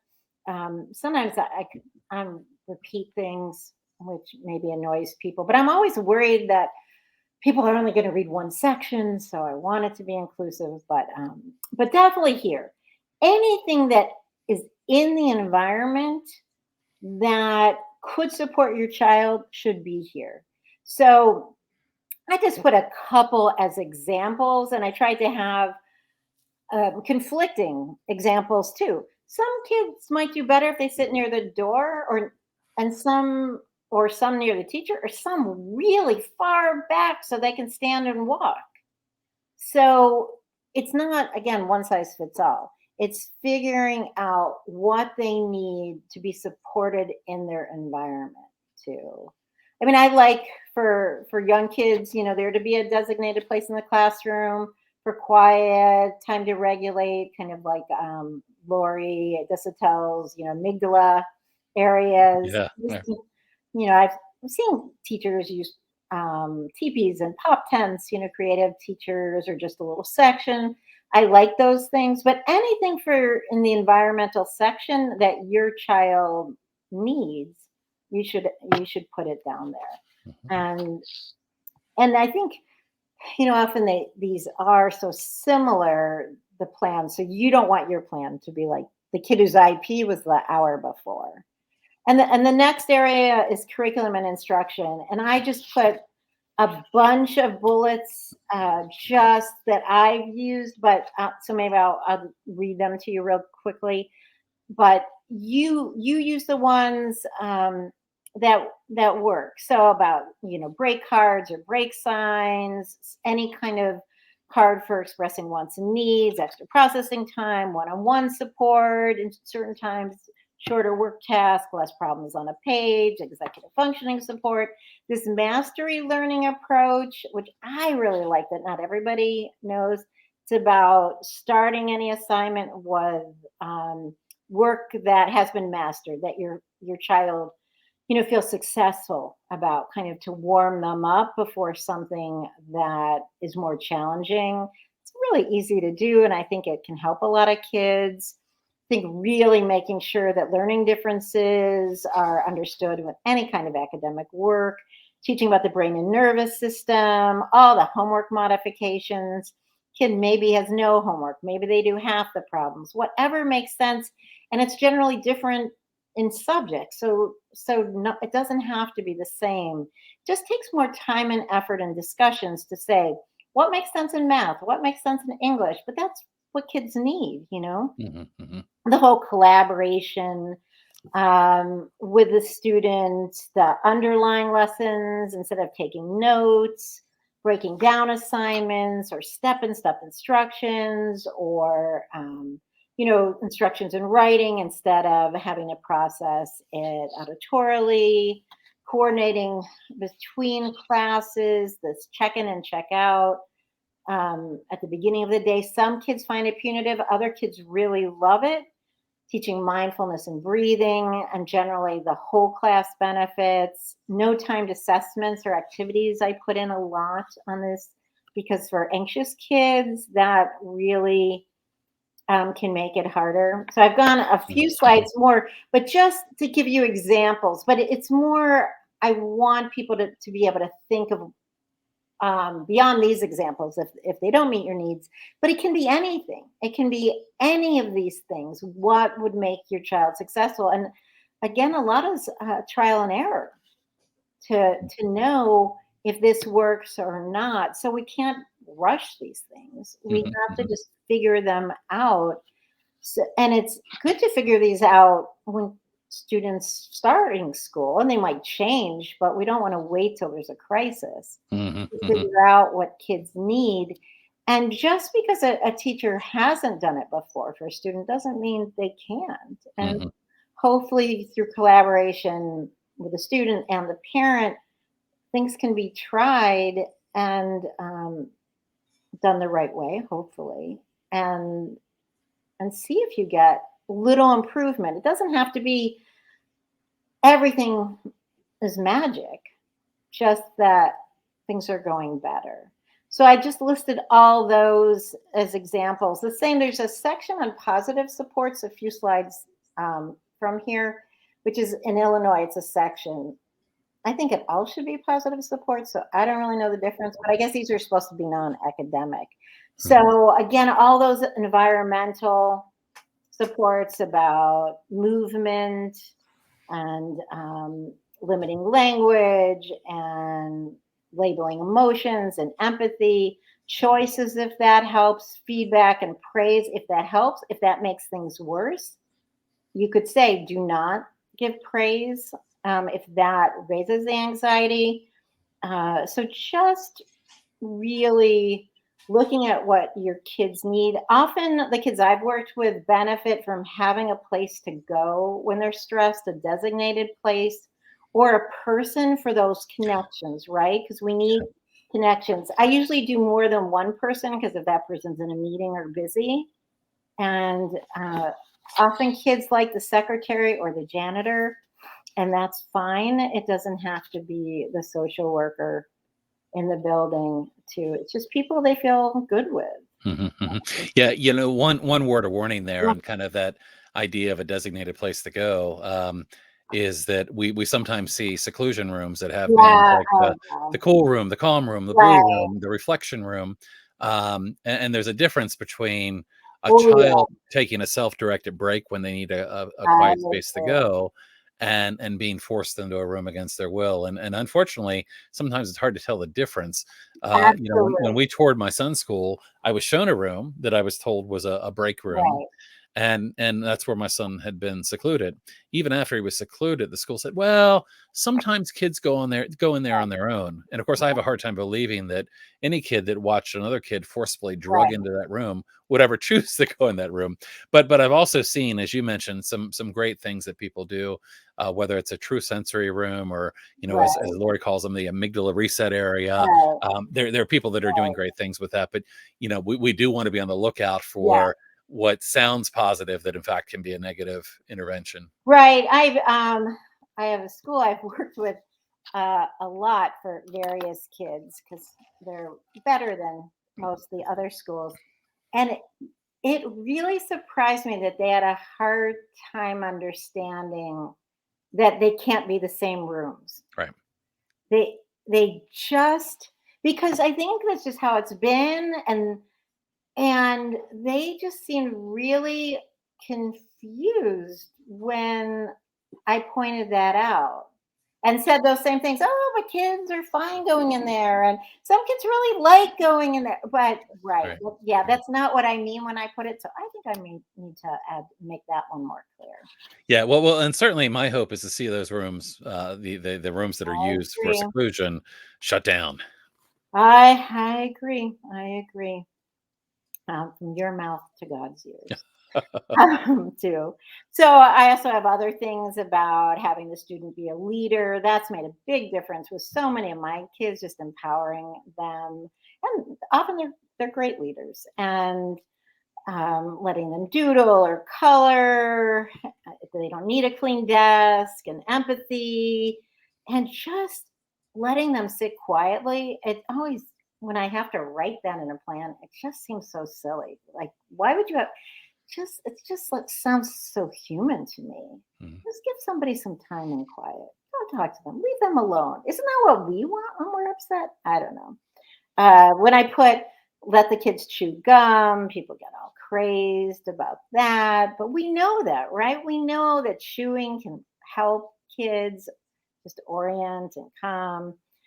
All those OT sensory supports, time with support people, just those relationships with other people and spending time just just at all times or when they want with people who get them, make them feel good, proactive problem solving sessions, active listening, gentle reminders about work. I'm thinking of high school. I know some teachers and kids that respond better to little text messages. It doesn't feel as much like nagging if it's a little text message. Collaboration on time frames with students, like when do you think you can have this done? That can really work, especially high school. And working repair relationships if there's problems. And a lot of that trust building, I think, comes from getting to know the student as a person, talking about their interests, what things make them happy. You can often see just the student light up when they're talking about things that make them feel good, especially if school is a place they don't feel good. So you want you want to get to know that child too, the happy, fulfilled child too, and see if you can incorporate anything you've learned from those discussions too.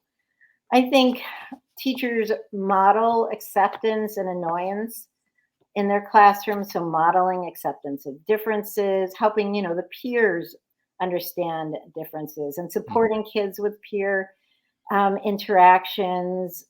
I think adults have to be more mindful of their voice tone and body language than often they are.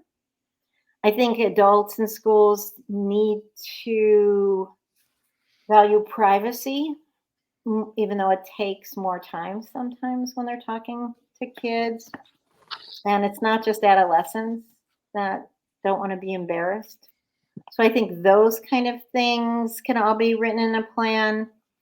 And then this keep in mind part, I think is often left out. So I'm going to read it that when students are able to feel included in decision making and listen to and experience success and mastery and feel learning is relevant, when they feel liked and respected by others and have meaningful social connections, they don't have challenging Mhm. behavior. Mhm. Mhm. And that needs to be our goal. And again, when we don't look at challenging behavior as a sign that there's a problem, when we look at challenging behavior as the problem, then we miss these important concepts too. All right, I have just a few more things. The next section is about those motivators and rewards. And, what we know is rewards don't build skills, and they might increase motivation, but I don't know if any kid I've worked with, motivation's the problem. Kids are motivated to do well. Everyone wants to do well. Yeah, So it's preferable for all of us to do well and than not do well, right? right. Yeah. And for some kids, rewards add pressure and they make things work. So sometimes I write in that section that being successful will be rewarding to the student. It's kind of my workaround. And then Yeah. And all the hope there, right, is to help kids build the skills they need to have intrinsic motivation rather than extrinsic or outside motivation. right. And you can only have intrinsic motivation when your needs are met. Absolutely. And that's what we need to focus on. And the restrictive disciplinary practices, right? So what happens after the challenging behavior? And often in schools, especially from some of the administrators that I've worked with, this is really what's in their head is what's going to happen after that behavior? How can I teach them a lesson or punish them? So I try to write things like suspensions don't serve a purpose, won't be helpful for the student. They're not helpful for anyone. Anytime there's anything written about anything, not just that says seclusion, but anything that makes me feel there's any isolation, I kind of say the student needs to be with a supportive adult. To try to do a workaround. I usually also write students should not be reminded of unmet expectation, of rule violations, of punishments. That is not going to make a situation better. You're not supposed to hit people. You're going to get suspended if you do that one more time. So I write not to do that. I put into that, any intervention I think maybe that's going to be used that's going to make the behavior worse, because this is the point that often that's what happens. The adult's behavior escalates what happens. So a child might have a minor challenging behavior, and then the posse comes in, gets close to the child, lots of talking, maybe hands on, even a little hand on, threatening consequences, and then the child escalates. Often the adults don't discuss their part in it, but it's what happens too. So I use this to talk about that. And then what happens in the next section is that crisis intervention, where schools often list their CPI or Menta or whatever their training's been in, or we follow the school's disciplinary code or manual.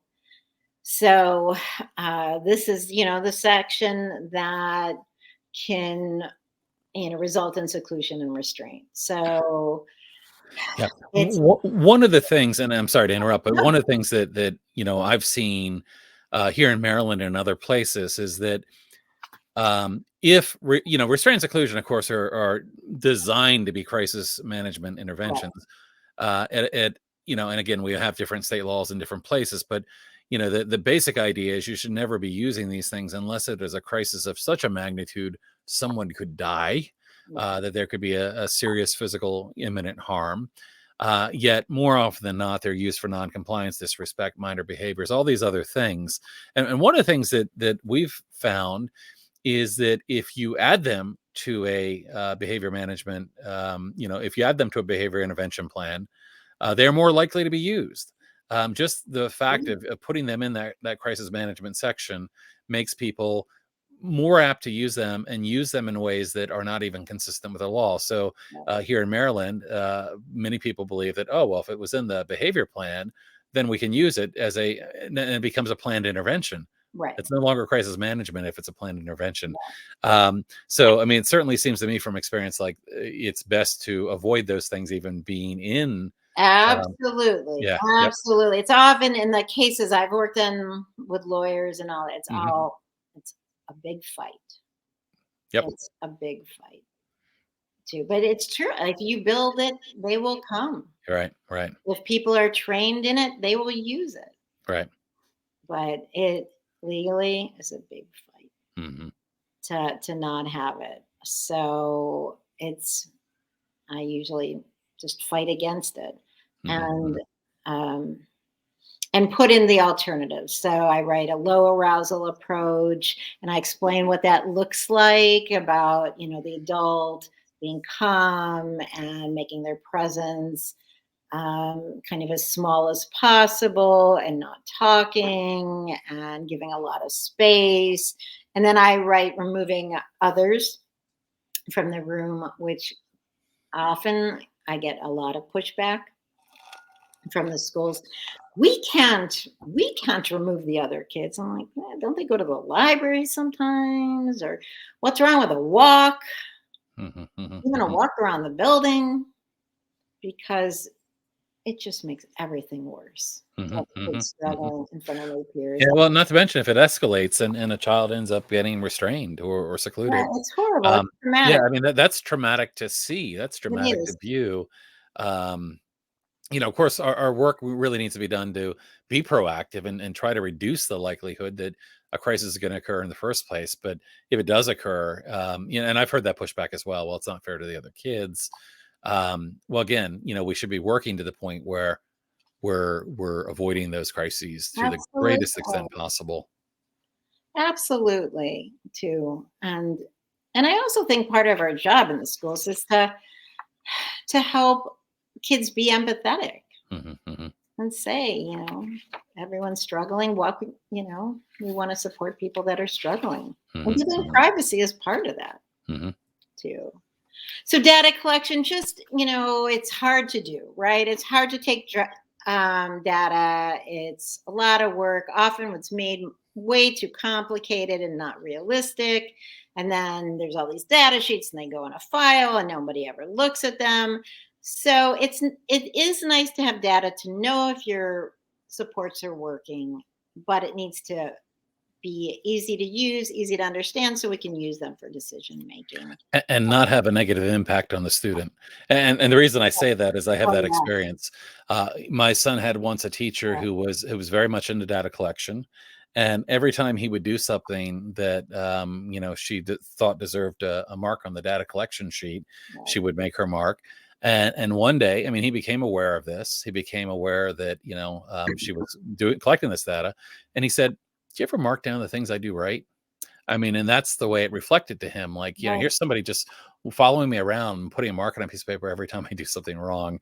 And I think that's the wrong approach. I mean, for him to feel that way, Totally. too many kids feel that way, feel like they are failures. And very often the approaches that are being taken to behavior are ones that perpetuate that and Sure, make them salt feel in the like wound failures. too. Yep. Yep. And I always think too is, if someone like followed me around my work and took data on like everything I did wrong, can you imagine what that would feel like? Every time you made a mistake, I just can't imagine Right. anything Right. worse.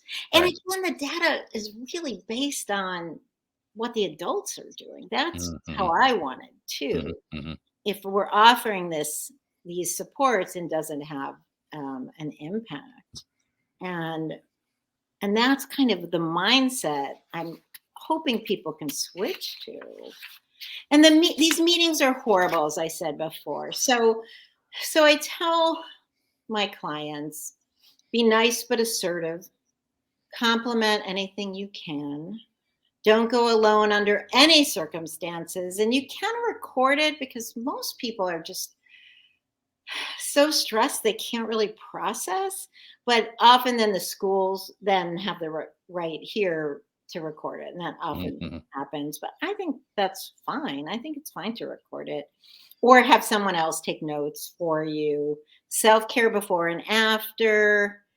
I think really be careful if it's a good idea for the adult to attend. The kids look awful, like so uncomfortable. People are talking about them, Right. often not about good things. Teachers push for that as, self advocacy and all that. I think it's awful. I think maybe for a couple minutes, Yeah. but it's There are better ways to get input from a child, I right? agree. I think Than it's putting them on the hot seat, so to speak, and then blaming them for all the things that are going wrong, and then expecting them to magically come up with solutions. right. I think it's cruel and unusual Yeah. punishment, Yeah. really, Yeah. too. And then figuring out who's going to get the information, the people that aren't there, which is often the teacher's assistants, and the people who are really working the most with a student aren't invited to the meeting, which is not okay. Mhm. So, Mhm. talking about that, how are the other people? Um, Yeah. yeah, Something else that jumps out to me yeah, here, kind of thinking about your recommendations. And I don't know what your experience has been here, but um, there's a voice of an advocate and a person that I took some training with a number of years ago in my mind now. And Missy Alexander from Parents Place in Maryland. And, she made a point of kind of saying, the importance of asking questions, and when you ask questions that you take control of the narrative. I combine that with the idea of asking, kind of, the five whys. Very often by asking questions, um you can lead someone down a road where they begin to question what they're actually saying. So somebody absolutely. might say, well, we're going to do this, and this is, okay, well, why? Okay, because we want to, and as you begin to continue to ask that question, people sometimes realize that the lack of sense in what they're saying that Uh, they might not see otherwise. So, I would think that for a parent or advocate to ask a lot of questions in meetings like this could be helpful, and to a point where, if you're not happy with the answer, if you're kind of getting a because answer, continue to drill down. Right. Absolutely. Absolutely. Yeah. It's so important. And if since everyone speaks in acronyms, if you don't understand Right. something, Right. to ask too. And I think be clear if you don't understand or agree with something, make that point that if you think something's going to be ineffective or make things worse, say that. And even if the IEP doesn't get changed, usually the parent part uh, protests will be in the note section. And in Illinois, the note section is part of the IEP. Mm, mm. So I don't know if that's the same everywhere. So if the school insists on kind of saying something should be ignored if you don't want your child ignored, just note that, well, I'm okay with this and this but not that. Can you Mhm, make, mhm, and you can say, can you make sure it's noted somewhere mhm, mhm. too? And then I think my last slide is just this little bit on adults, because adult programs sometimes have behavior planning, and I think it should be the same process. I think they're also very tied to rules and regulations. So you want also in those placements to look at behavior as a symptom of uh, a bigger problem or an underlying problem. I think looking at getting the voices of the direct care staff and the people who are actually there at 3 in the morning and kind of doing a lot of the day-to-day work, and including the adults in the problem solving and decision making for their own lives. And like what I said about the school students, that when people are fulfilled and happy, they're generally are not challenging behaviors. So looking at the the life of the individual if they're having challenging behavior, and seeing what changes you can make in their life too. And that's all I got. I crammed in a lot of things, just as samples, as ideas to give folks, hopefully, whose kids are in school, just some thoughts of doing things differently than a typical school-based behavior. Well, Diane, this has been really great, and I really appreciate you taking time to share this with us today.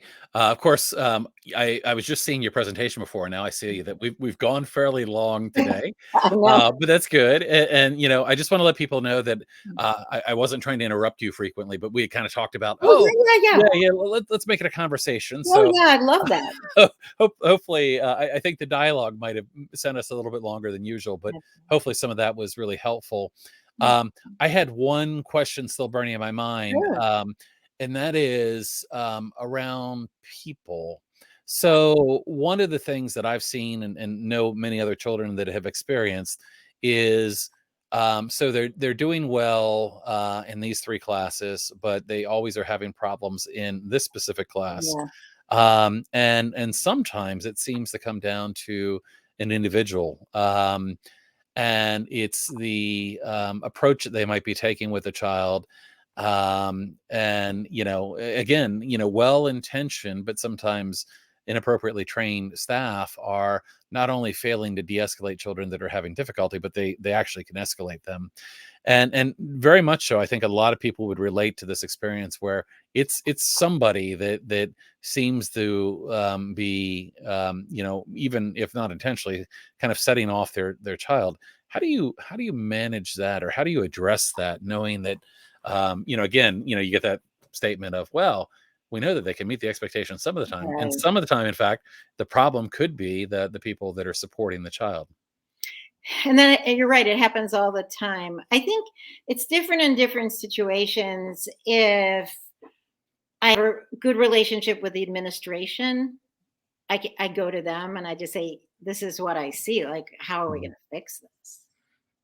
And sometimes it has resulted in the child switching teachers, mhm, mhm, mhm, just mhm, that, or taking a pass if it's a special teacher, an art or music teacher, or mhm, something mhm. like that, that they Yeah. do an alternative to that. Or if there can be different training or mentoring that someone else goes in, so that's tried. But I think it has to be addressed. Gotcha. Gotcha. Okay. Yeah. So, knowing that we were recording this, I did invite people if they had questions to email them to me, and I told them if they got them to me prior to us recording, that I would ask some of them. And I did have one person send in a couple of questions. Yeah. And Frank, honestly, I think you've answered a lot of them in our discussion already. But I was just going to look at these real quick and see if Yeah. there's any that we might address. One of the questions was about. Um, you know, kind of beginning to functions of behavior. It says, you know, do you use mentalistic explanations for behavior? You know, behavior can be caused by anxiety, trauma, sensory overload, or do you exclusively look at functional explanations of behavior? Yeah. And I think you've kind of addressed that already. That you're looking really Right. away from the classical functions of behavior Right. Right. into, you know, what's getting in the child's way. And of course, some of that has to do with kind of realizing that not all, because there was another question here about kind of unintentional behaviors, and I think you've addressed that in kind of the work of you know, Mona de la Hook and the polyvagal theory, realizing that not all behavior is volitional. That, you know, there are things like you know, a child entering a fight or flight mode or feeling unsafe that can lead to that. So that was kind of going through two questions, but I just wanted Okay. to see if you had any Sure. response Well, to those. I think all those things are good to think about, but then it leads to the next question, and is, how are we going to address it? Right. Whatever we're going to call it, we know the child is stressed and things aren't working well for them. So we need to, it's on the adult, whether you call it this or that, that the function is escape. Let's say, oh, it's escape. It's really, why does the child need to escape, and how, and it's on the adult to fix that. If for so many reasons the child isn't feeling safe in that situation and needs to escape, they can't fix it. We have to fix it as the grown-ups. That's our job. Okay. I had a question here kind of about, I had mentioned in the comments about your presentation, kind of that idea of the stress support plan. And the question was about, when coming up with a behavior plan, then and again, I think you've kind of addressed this, but trying to address the underlying stress, um, or just looking at the visible behavior. And I think Right, you've covered that. It's well beyond that visible behavior. right, It's understanding all the right, things that might be right. into that. And that's just our heads up that there's a Right. problem. There's a visible behavior which should trigger us into action. Oh, look, Mhm, there's a sign, a signal that we need to fix things. mhm, mhm. Another question about whether or not your plans ever use extinction to extinguish behaviors. And of course, I'm not an expert on extinction, but my understanding is a lot of that's about kind of incentives and consequences. It's more like what happens, yeah, after the behavior. Right. Like Okay. if you've been reinforcing it, you stop reinforcing it. No, because to me, what happens after the behavior isn't gonna, like, us focusing on that's not Right. gonna lead us in the right direction. We need to be upstream looking at. Yeah. Yeah, Gotcha. yeah. And the final thing that was asked was just kind of in your work as a BCBA, and I know you've mentioned that you don't do ABA, but have you listened to the voices of autistic adults and their critiques on ABA, and has that influenced the way that you do your work?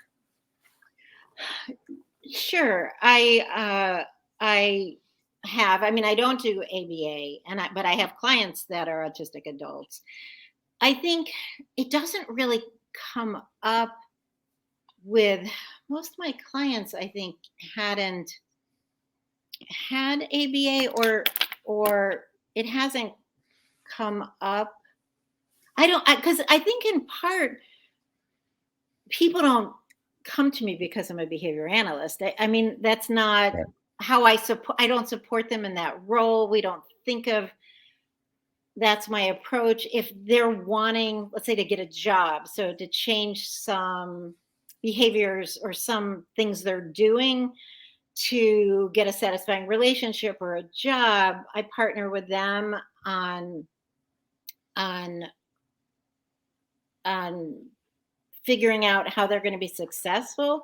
But yes, I mean, I've certainly read the criticisms about ABA, and I've never done ABA therapy. It's just, just, I don't know, I've never thought about it or thought it had anything to do with Mhm, me. mhm, mhm, But I can say when I had first read an article a long time ago that compared ABA with conversion therapy, mhm, mhm. I was so horrified Right. that, you know, Right. that this is Well, a thing. This is yeah, people's yeah. experience.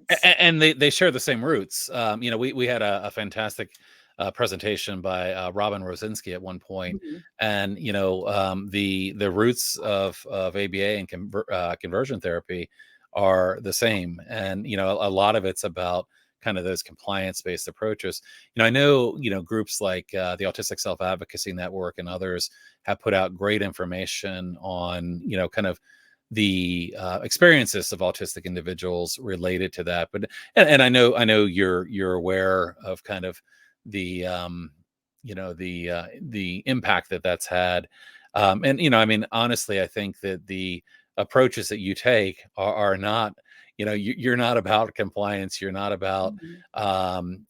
just looking at these functions of behavior. You're really about supporting individuals and understanding all the different places. But and I think it's always important for us to hear hear the voices of people that have been Absolutely, and learn from them. absolutely. Yep. Yep. Absolutely, and I'm certainly open to that. I'm just not big on changing people. That's just never been, Right. Right. Right.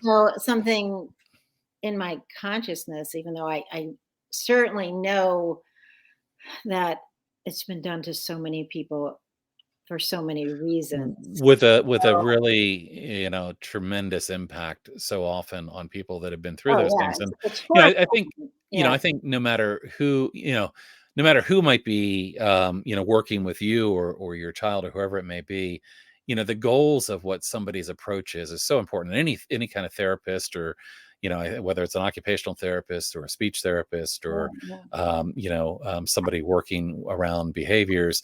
The goals are really important to what people are trying to accomplish. And I agree with you. I mean, they shouldn't be about changing people. They shouldn't be about making somebody less neurodivergent, or Right. yeah.